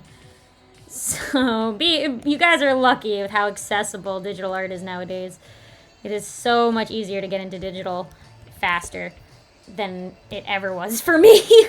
I learned much later in life. You Gen Zers got it good.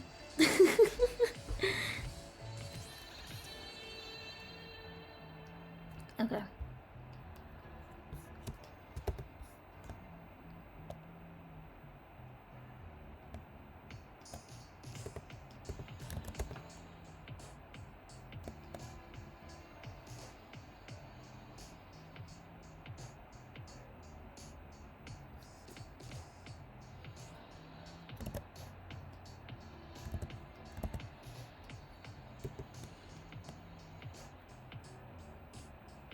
I actually don't really know what's going on with this part of the outfit. I'm kind of just guessing.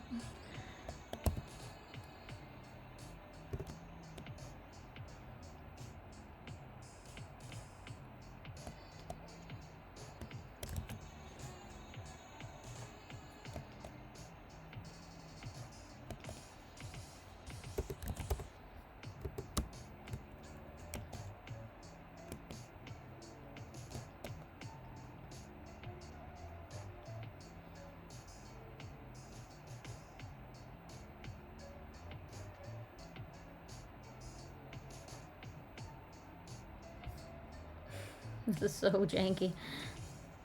Alright, I think we get the point. Just trying to cover the armpit a little. Okay, I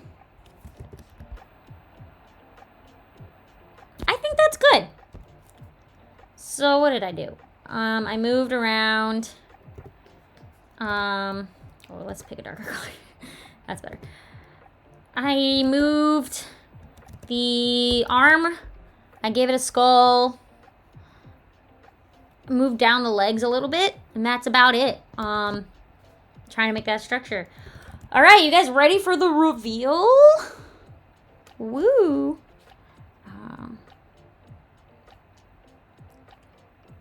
Let me just quickly change this. Okay, here we go.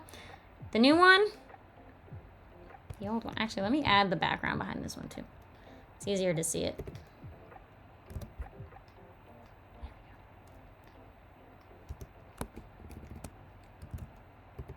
All right. New, old.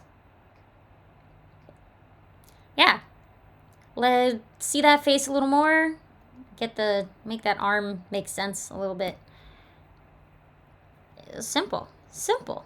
Nothing crazy, really. I think this is like one of like really like on the right track for like that Splatoon style. Like you already got the art style of Splatoon pretty head on. The next step is just like making sure the limbs are in the right spots, and that's it.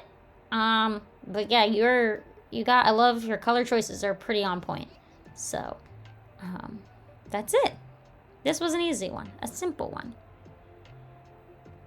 Okay. Yay.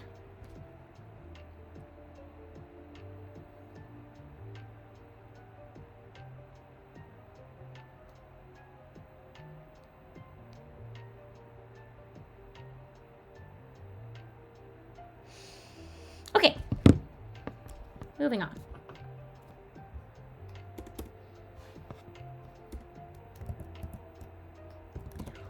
Next.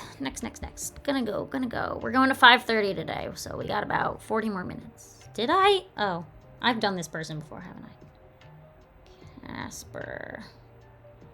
Art. I haven't? Whoa, their art style looks really similar to someone else we did. Wait a minute. Unless they have more than one username. Now I'm curious.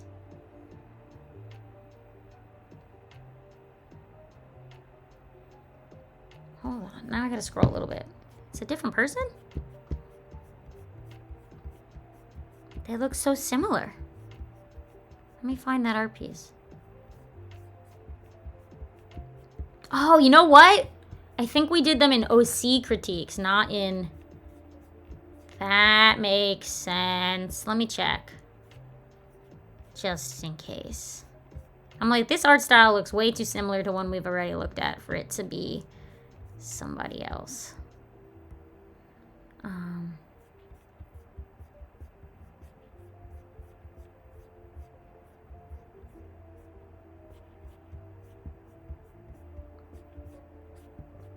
Where is it? Where is it? Oh my god. Yes! Okay. It is the same person. But they just did the other critique. Okay. That is why. Got it. Alright, let's look at it. This counts as separate. Okay. Okay. Oh, okay. So it's an experimental drawing. They kind of just want any kind of advice that we can think of. Alright, you got it. Alright. This is cute. Okay.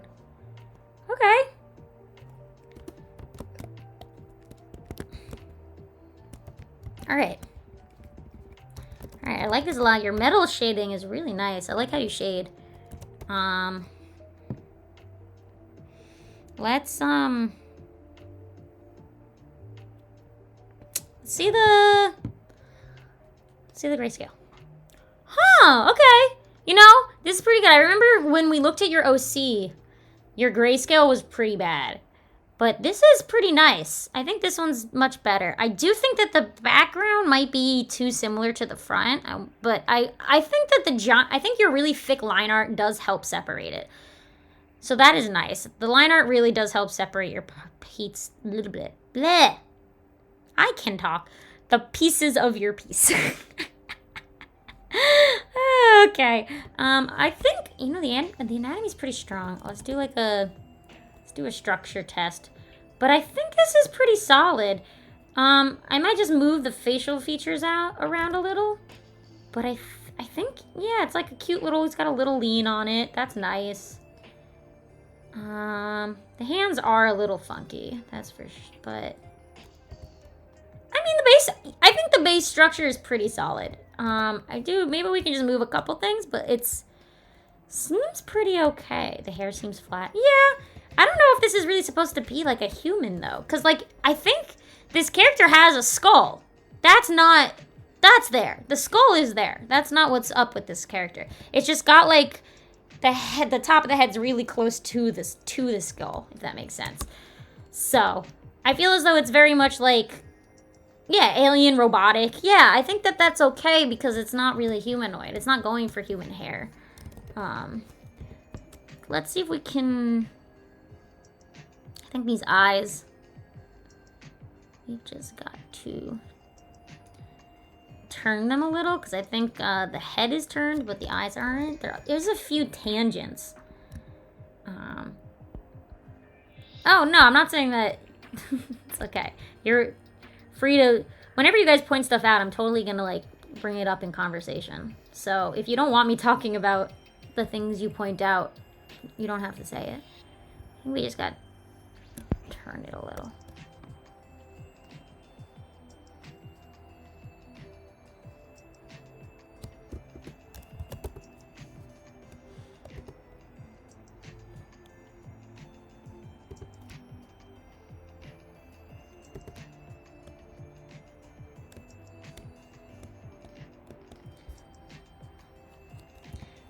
Actually, I wonder if we can bring this one over as well.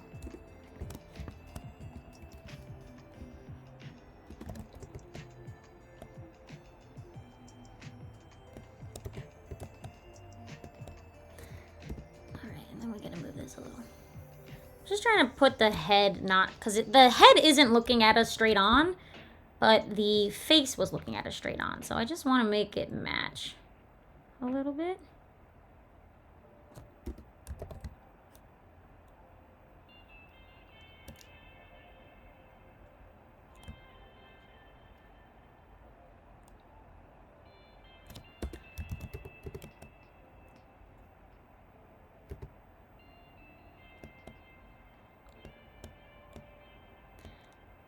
See if there's any other tangents in here. Oh, there's actually quite a few tangents.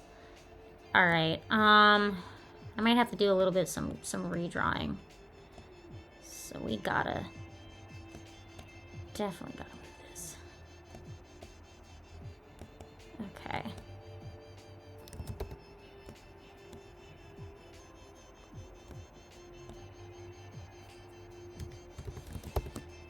How does a drawing tablet work?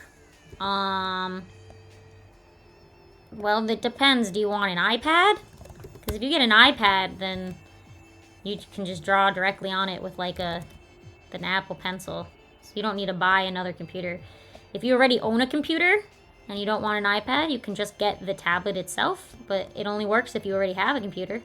It won't connect to it like a phone or you need a computer device. Yeah, you could get one that's the screen, touch screen that connects to a computer. I don't recommend those, especially when you're like still young and learning, and maybe this is more of a hobby than like I feel like getting the screen tablets like a what's it called? The Wacom one.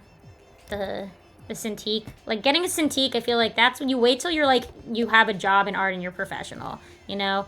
Because you can afford it and it makes sense to spend that much money on it when it's like you're using it for a living. But when you're just doing it hobbyist, you know, you just getting one. I don't have a screen on mine, the one I'm using. It's sitting on my lap right now.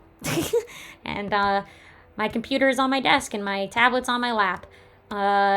So, you know, it does take retraining your brain if you get the one, you know, that isn't a screen. You have to kind of retrain your brain on how to like look up and draw down. It took a long time for me to get used to it. But like once you get used to it, it's pretty simple connector. It's just like having a mouse that you can draw with a pen instead of the mouse. It just is a mouse. It's a mouse extension basically. Yeah. If I will say this, if you want a drawing tablet that you can touch directly, just get an iPad. Like, it's honestly not worth spending that much money for a Cintiq. Especially when you're just a hobbyist. It's pointless. Get an iPad. It does exactly what a Cintiq does. And, like, the programs on an iPad are way cheaper than the programs on a computer. So, there's also that. So, the programs, too, are going to be a lot cheaper. You know, don't break your bank for when it's like, especially if it's like your parents buying it for you, like, you don't need such a crazy device. Yeah.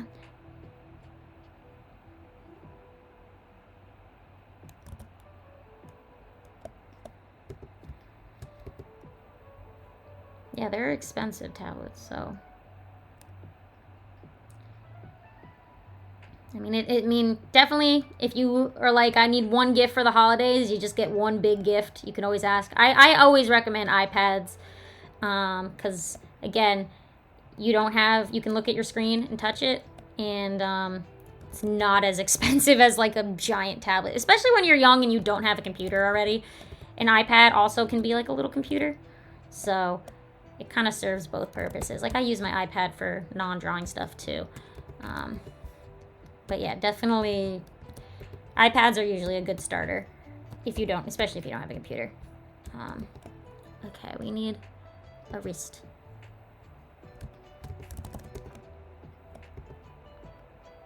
What's happening? Oh, I swapped brushes by accident. Whoops. My bad.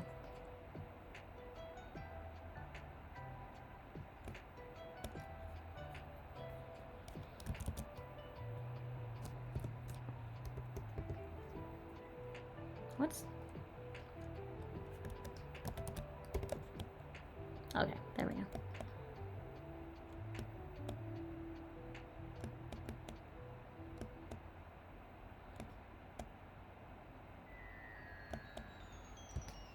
I'll also say this, like, the program doesn't make the artist. The materials don't make the artist. Like, I've seen artists who are really good artists, and they can make masterpieces on MS Paint. You know, like, don't let the program be what's stopping you, or, like, the technology be what's stopping you from, like, practicing. There's a common saying, a poor artist blames his tools. And I think that's true. I think, the tools don't make or break an artist, which is also, like, it's why I also don't like it when people are like, oh, tell me what brush you use, as if that's gonna, like, using a different brush is suddenly gonna make your art better. That's not how it is. I mean, that person who uses that brush also has, like, really good art foundational skills and is just a pretty good artist with any brush they touch. So, like, using a specific brush isn't gonna suddenly make your art, like, 5 bajillion times better, you know? So if you don't have a tablet and you just got a phone, all right? Or, like, maybe you just got pencil and paper, or you got some paints or whatever. Like, don't let, like, the lack of a program discourage you from, like, trying art and doing art, you know?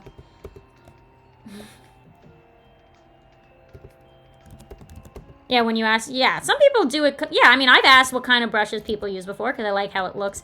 A lot of the times, it's like, I see it all on TikTok. Most people ask it because they want to, like, they think that I've seen it. People want the brush because they think that's going to make their art better by changing the brush. I see it all the time. And it's not going to do that. That's not how it works.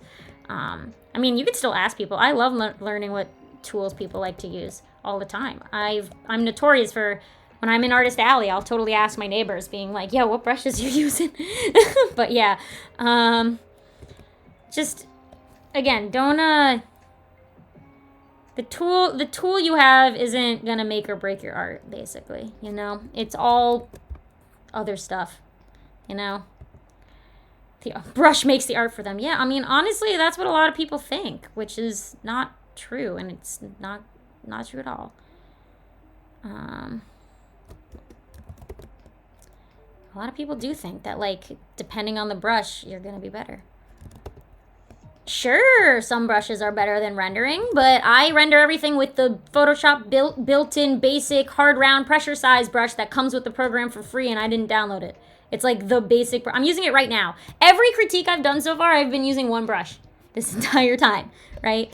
If you can finesse the tools, or if you can learn the program, you don't need fancy tools. You can just use the standard-ass brushes that come with the program, and you can make cool art, you know? I just find that sometimes people make their brushes a crutch, thinking that that's going to somehow make their art better, and it's not at all. Brushes will help you once you learn the basics, you know? Once you're a strong artist, different brushes will serve different purposes for you, you know? That's where I'm going. Someone uses a JPEG of Eric. Oh, I love that trend where people, like, put pictures as their brushes. It's a fun trend. Yeah, listen, you know, you can do anything, you know? Don't let the brush stop you, you know? The lack of brushes or whatever. I'm kind of just, like, refining some of these angles a little bit at this point. I know I haven't really spoken because we've been off track, but I just want to pushing out the anatomy a little bit and getting rid of some tangents. There's a couple tangents here and there I'm trying to get rid of. But like I said, the structure on this is pretty solid.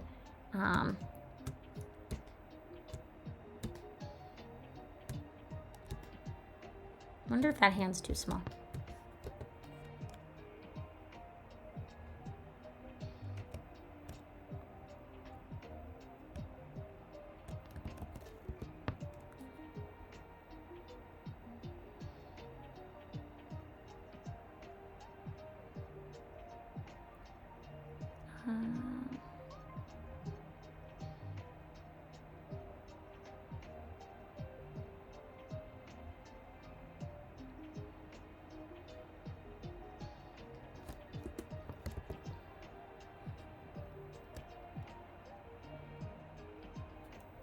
Just a little bigger. Yeah, definitely. Just a little bit. A bit baby bigger. Little baby bigger.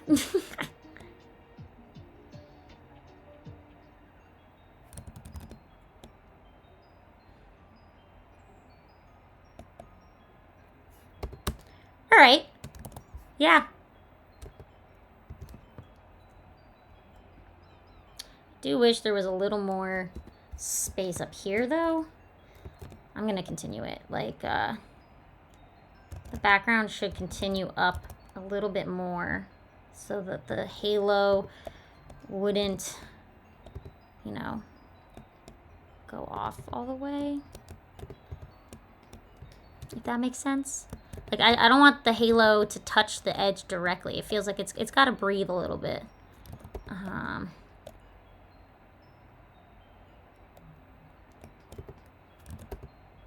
Oh, I saw a question. Let me draw this first and I'll read what the question is. Hold on.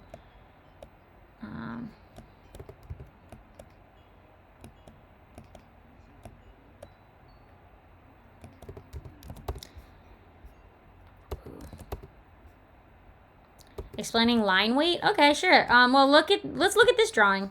Do you see how fat the edge is here? Like this line. Look how thick it is. And then look how thin this line is, right? So for this person, what they use their line weight for is to differentiate the outline from the inside, which is a great way to use line weight, right? So the fatter line is on the outside of the character, but the inside has thinner lines going on. That's a fun way to do it. But line weight is really good for showing spatial difference. So let me get you a good example.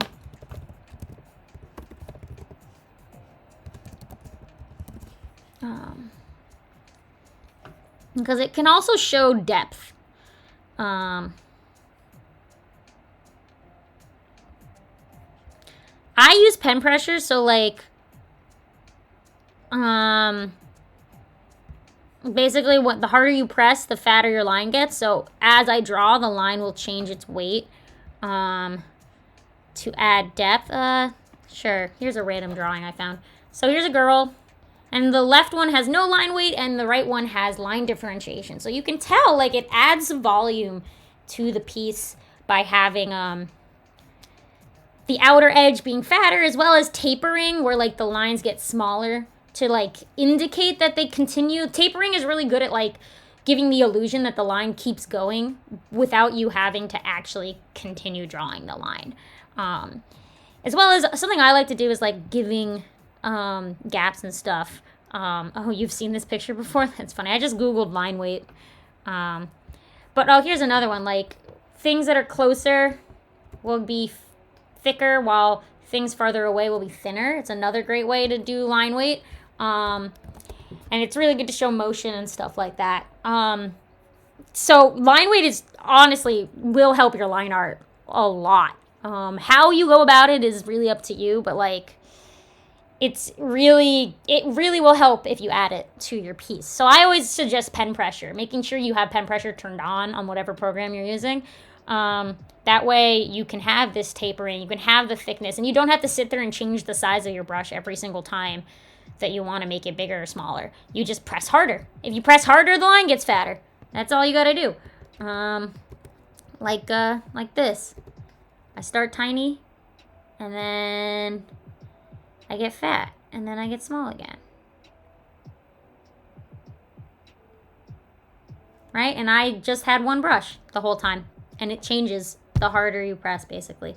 That's what line weight is. I hope that helped.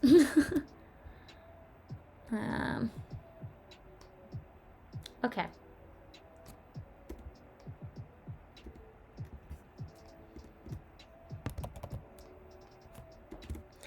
Okay, I think we're pretty good here. Yeah. Okay, I want to do a reveal. All right, so we didn't do much. I kind of just moved the face a little bit and got rid of a couple tangents, and edited those hands a little, but really solid. The line thickness is really helping remove this from the background, and I think you got a nice drawing here. I love how you shaded this. It's really pretty to look at. Okay, here we go. So new, old. Not much different, but Just small little thingies. Little thingies. Yeah. Definitely want to see that top of that halo, though.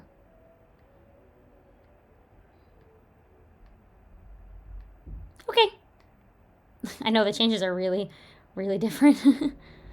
Oh yeah, their head is kind of turning, isn't it? Hello. That's funny. All right. Someone asked another. Yeah. Oh, Jinxie, your questions are like.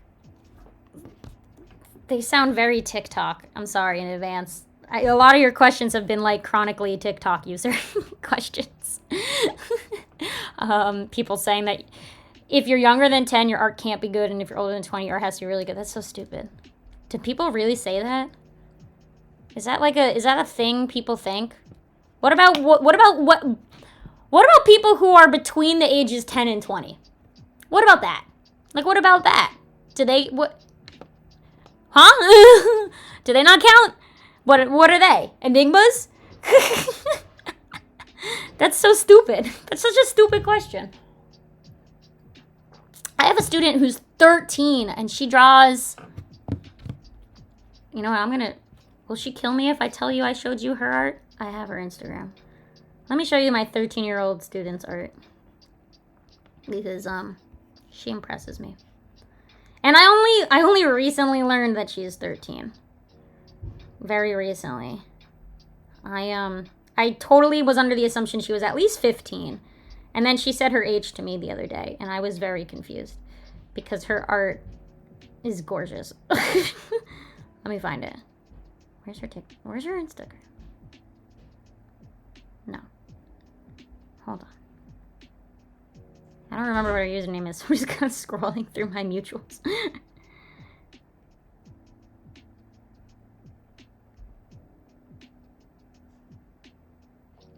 Is this her? No. That's not her. Where is my student's art? Oh my god, you know what? I'm gonna pull up the next drawing while we do this. This is gonna be the last one probably. This is Scary Yayoi. First attempt at posing other than straight on. Yes, good. And like I have like students who are like almost seniors in high school, and they're much basic on their art. But like it doesn't mean they're bad artists. They succeeded in a lot of the technical stuff. I have students whose technical abilities are so good. They're just like not there on some of their structure yet, right? And then I have other kids who are gorgeous on their structure, but they're lacking in the technical ability, right? So it's like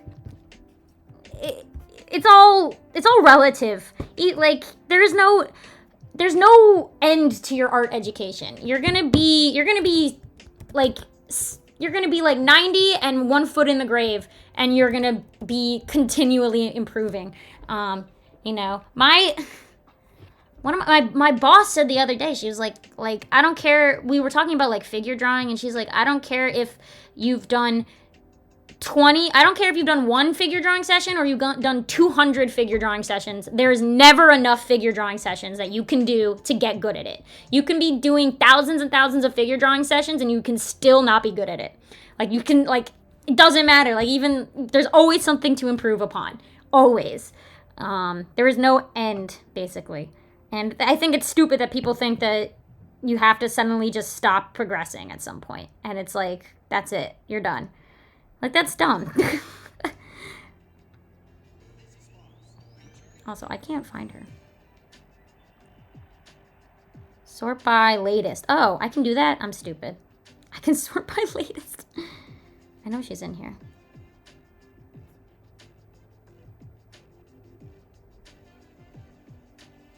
Unless she's not in here. What the heck? I thought I followed her. Well, I can't find my student's art. Now I feel like I'm lying about how good she is. What the heck? Why can't I find her?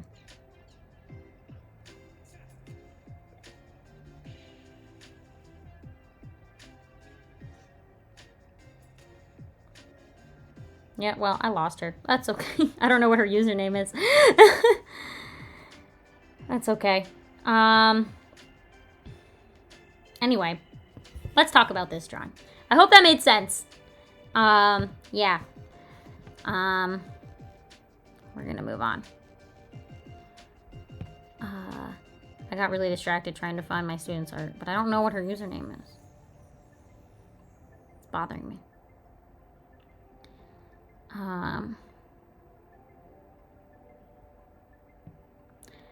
Okay. So, I think we can just do a basic talk on this one. I think this will definitely be the last one. It'll take us to the end of today. Sorry, I got distracted seeing if I can find it, but I can't. Okay. Let's go. Okay. Quite a couple things I'm seeing for sure. Let's break it down. Definitely want to remove the background. That's for sure.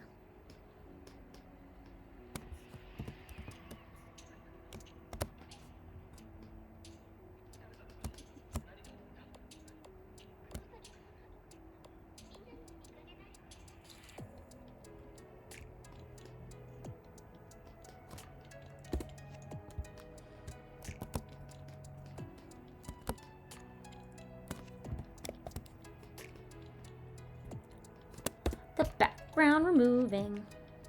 Is the sofa integral to the pose? It is, but I'm just separating them. It's hard to edit them when they're attached to each other. So I'm trying to put them on their own layer. So that we can move the pose around without also moving the couch at the same time. It's much easier this way.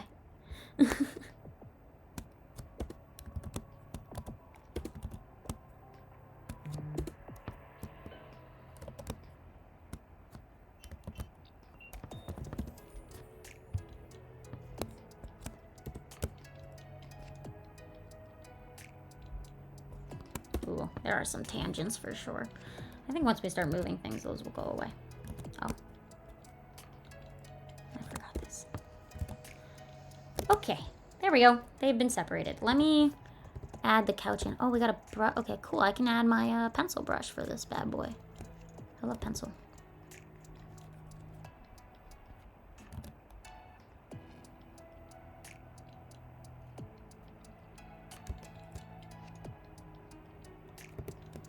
Well, whoops, I didn't mean to do that.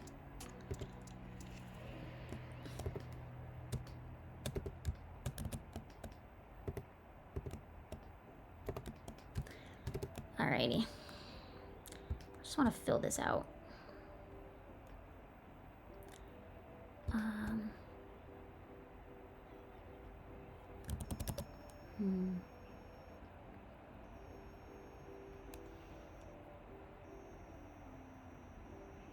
Interesting. Okay.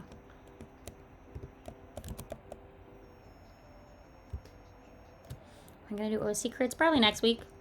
I already said it, and I said it on Discord too. I have a weird odd number of regular crits. I think OC crits got ahead somehow, so I'm doing this so I can like even out. I can catch up.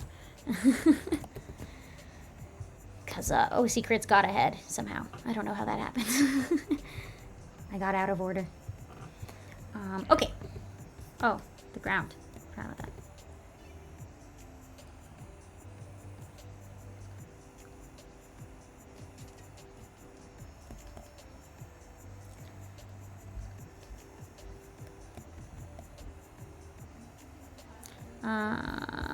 Okay.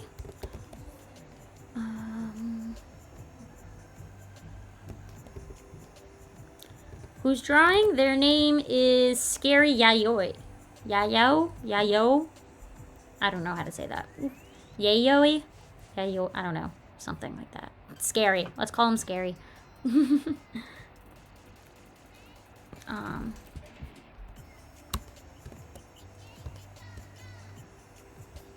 Alrighty. We now have a background. Oh, you know what? Let me remove the couch as well. Fix art and feedback. It's not feedback. There's a special channel in my Discord that's for streams. The feedback channel, which is also on there. I don't ever talk in there. That's more for like anyone in the server to give each other feedback at any time. So it's if you want something faster than waiting for my streams, you go there. Because they will get to you much faster than I am going to. But yeah, I only do it in this submission channel on my server.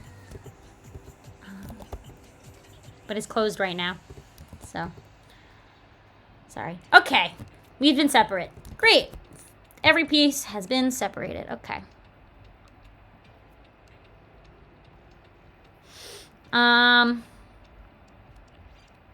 Let's break down the anatomy, shall we?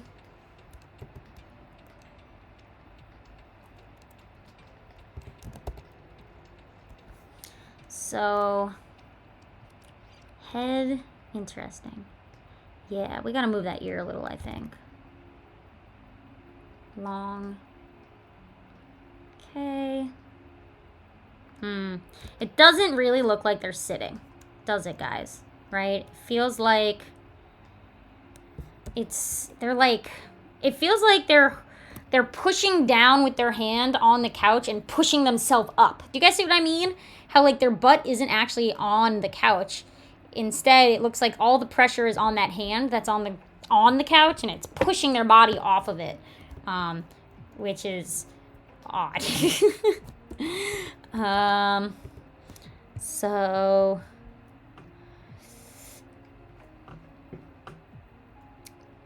what is an ADHD-esque quirky half-sitting pose? That was so specific. Happy holidays. That was such a specific... I feel as though you have an example of what you're talking about, because no one would say something that specific without having, like, something that is based off of. What? Oh my gosh. That was so hyper-specific. That was funny. Okay. Let's do something. No, I get what they mean. I totally understand what you mean, but like the way it was worded was just so hyper specific. That was like, you have a story behind that. Like, that doesn't come out of nowhere. Oh man.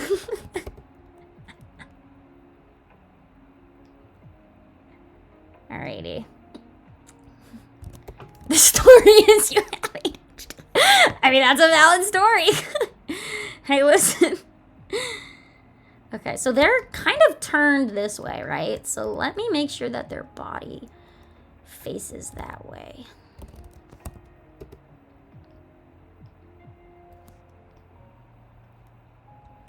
And then we want their butt to be sitting.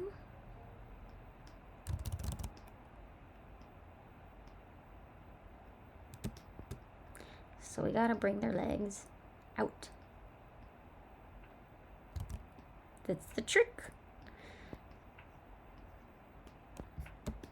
Beautiful.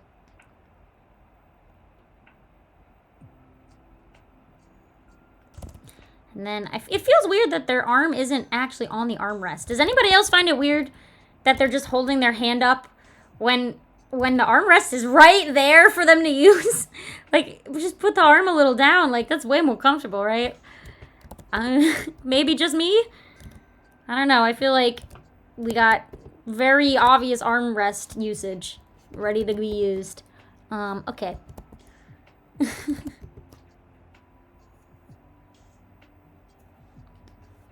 Let's start moving some stuff. Let's start with the quirked up. I don't think that the word quirked up is used that way, but I know what you're talking about. It's so funny. Quirked up. We're coming up with an all new vocabulary today, guys.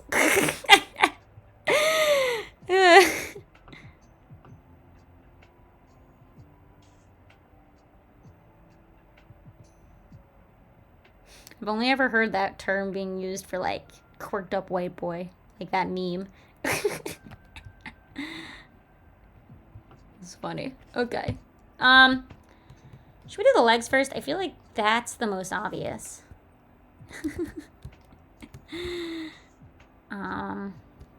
Yeah, let's do the legs first. Okay.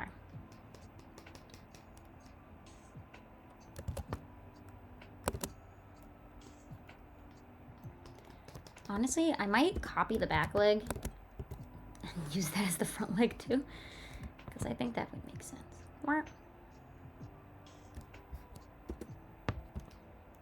Their legs got thinner. They're shorter, I mean, not thinner.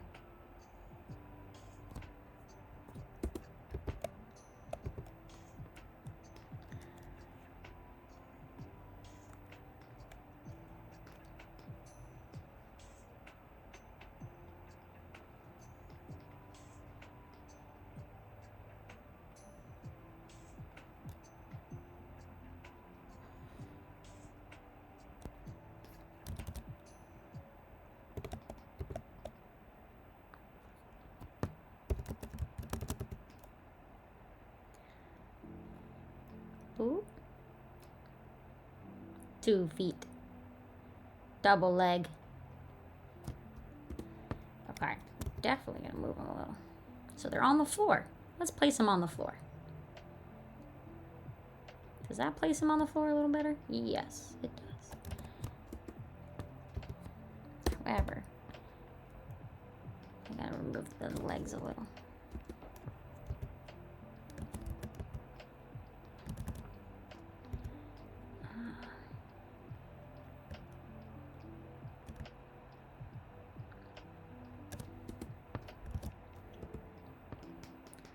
More?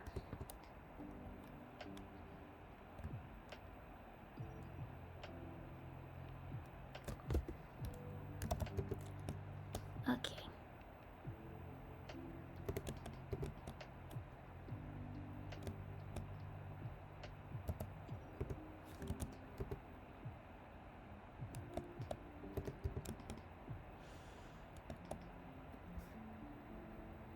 Okay. Cool. We got legs. All right. I will come back to fix the rest once I fix the waist. Okay.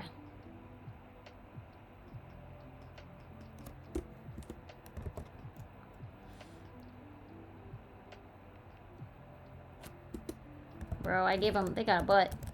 They got a big old bonker. Badonker donk. Woo.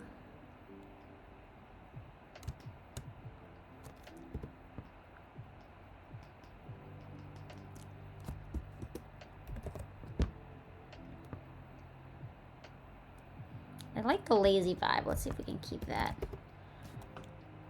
Gotta probably fix up some of the shirt.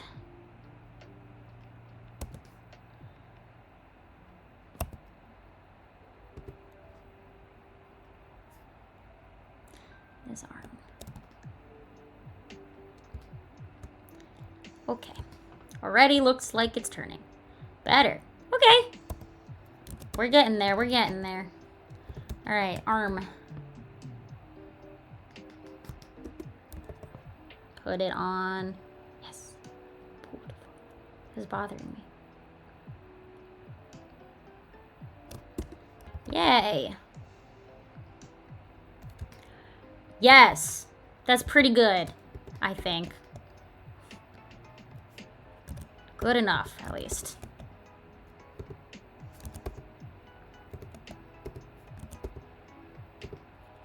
Oh, I didn't merge, that's why. I was like, why isn't it filling? Okay.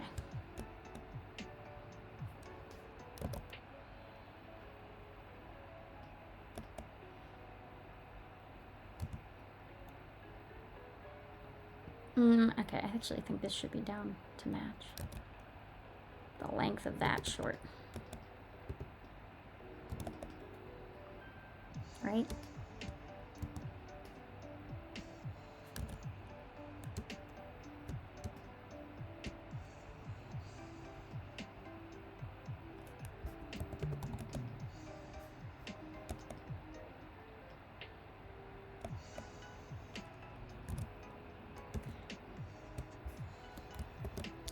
Something feels wrong. Something feels very wrong, and it's the legs. The legs are not right.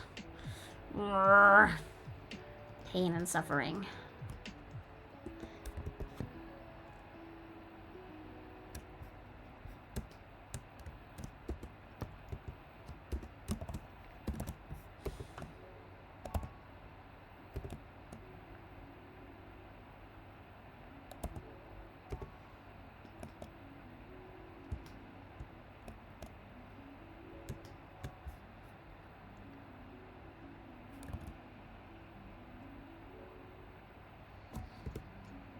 Still wrong.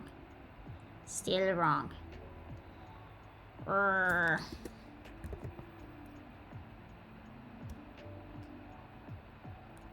This is bothering me, like, a lot.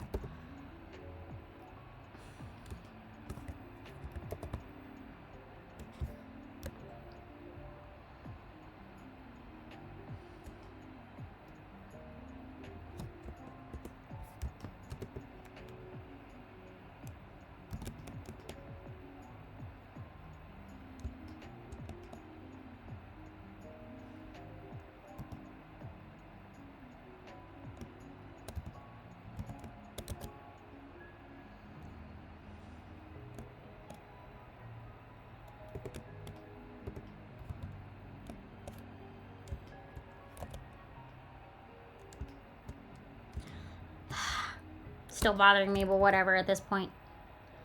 It's good enough. Okay, this is like a blob. We need some kind of hand here. This is just blob. So, holding popcorn in hand.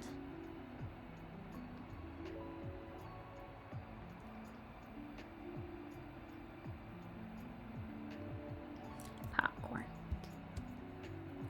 Actually, now I need the color. Okay. Popcorn.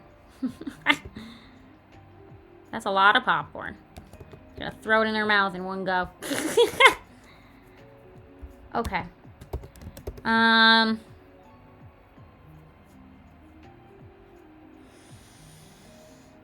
Face. Okay, facial structure.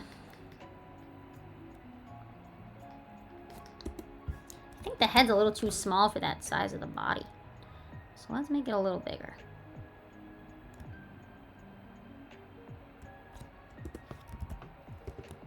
Better.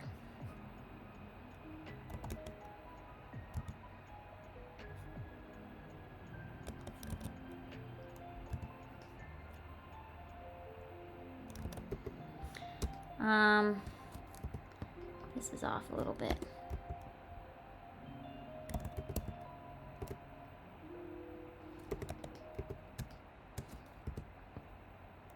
I feel like they should come out of the head a little. Anybody else think that? I find it strange that they're not pointing out of the head.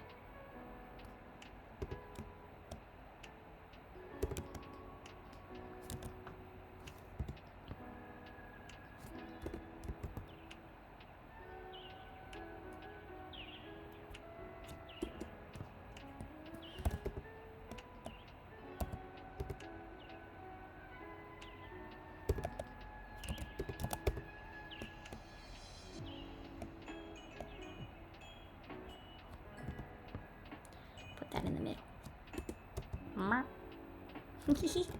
Cute. All right.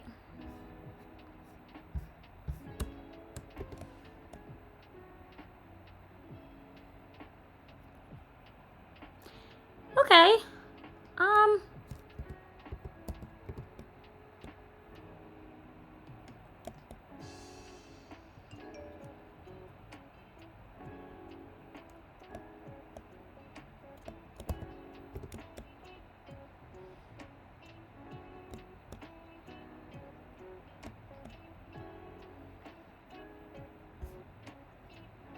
I feel like I just want more. Every time I do these, I'm always like, give me more hair. I love hair. I want the volume. Give me the volume. Poof your hair out. Do it. If there's one thing I'm gonna create an army of poofy-haired artists. That is my goal. I'm brainwashing everybody to draw poofy hair on their characters.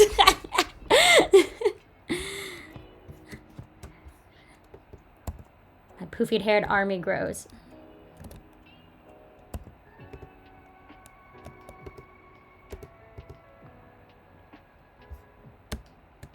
There we go.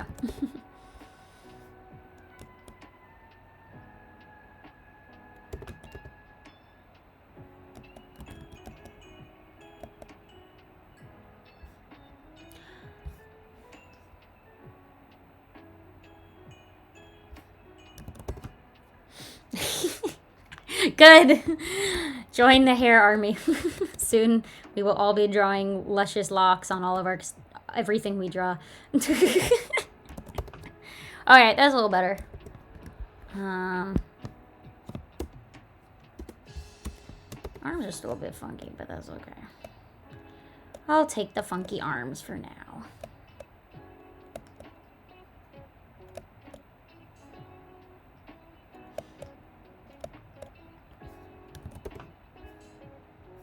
Okay.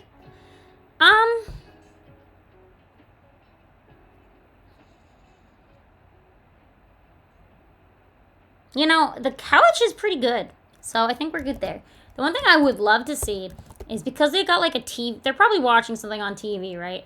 I would love to see like way more lighting coming from the TV on the characters. So like having like a really dark back. It doesn't have to be like in nighttime, but if you think about like a screen being on you, right? Like it's usually pretty intense, right? The light from a screen, especially a movie screen or something.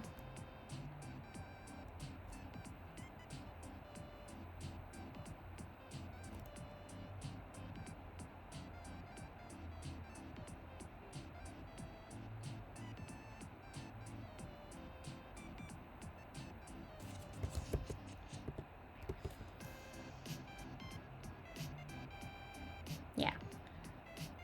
Be cool if we had like some cool lighting from the screen, like glowing on them. And like having highlights in the direction that the screen is as well also helps. You know?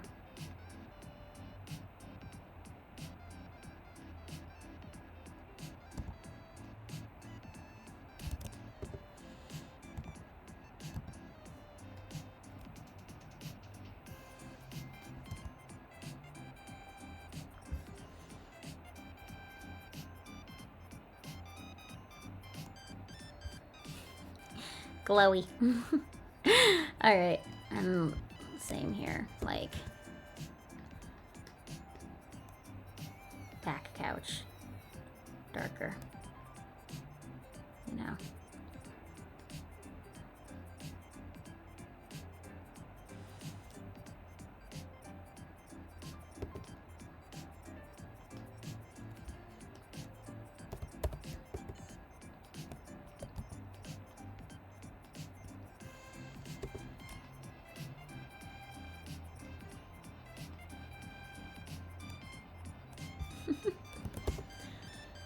Counteracting the colors that are there already.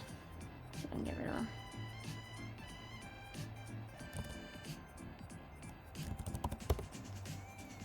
I forgot I have a fill tool.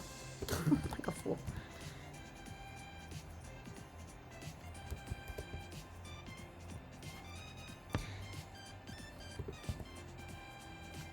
Yeah, just a thought. I feel like having that is nice too. Pushes it even more. And you can do it with your...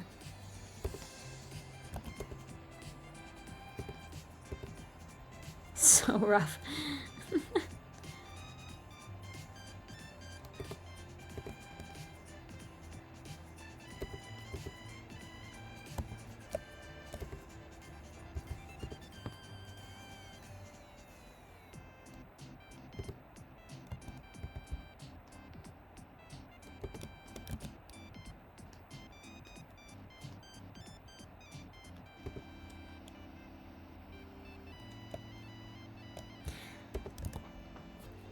Okay, sure.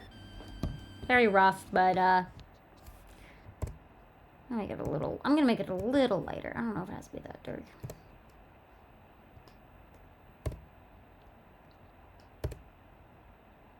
Okay.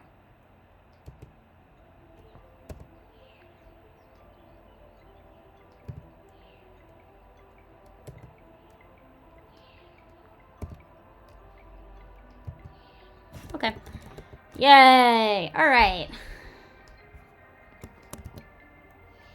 Shall we reveal? This was the last one. Okay, so we have the new one. We have the old one. New. Old. So definitely made them look like they're sitting. And use that armrest, right? The couch was pretty good. So it's just sitting them. Oh yeah, we made the head a little bigger. I forgot about that. And adding a little light coming from that TV will be cool.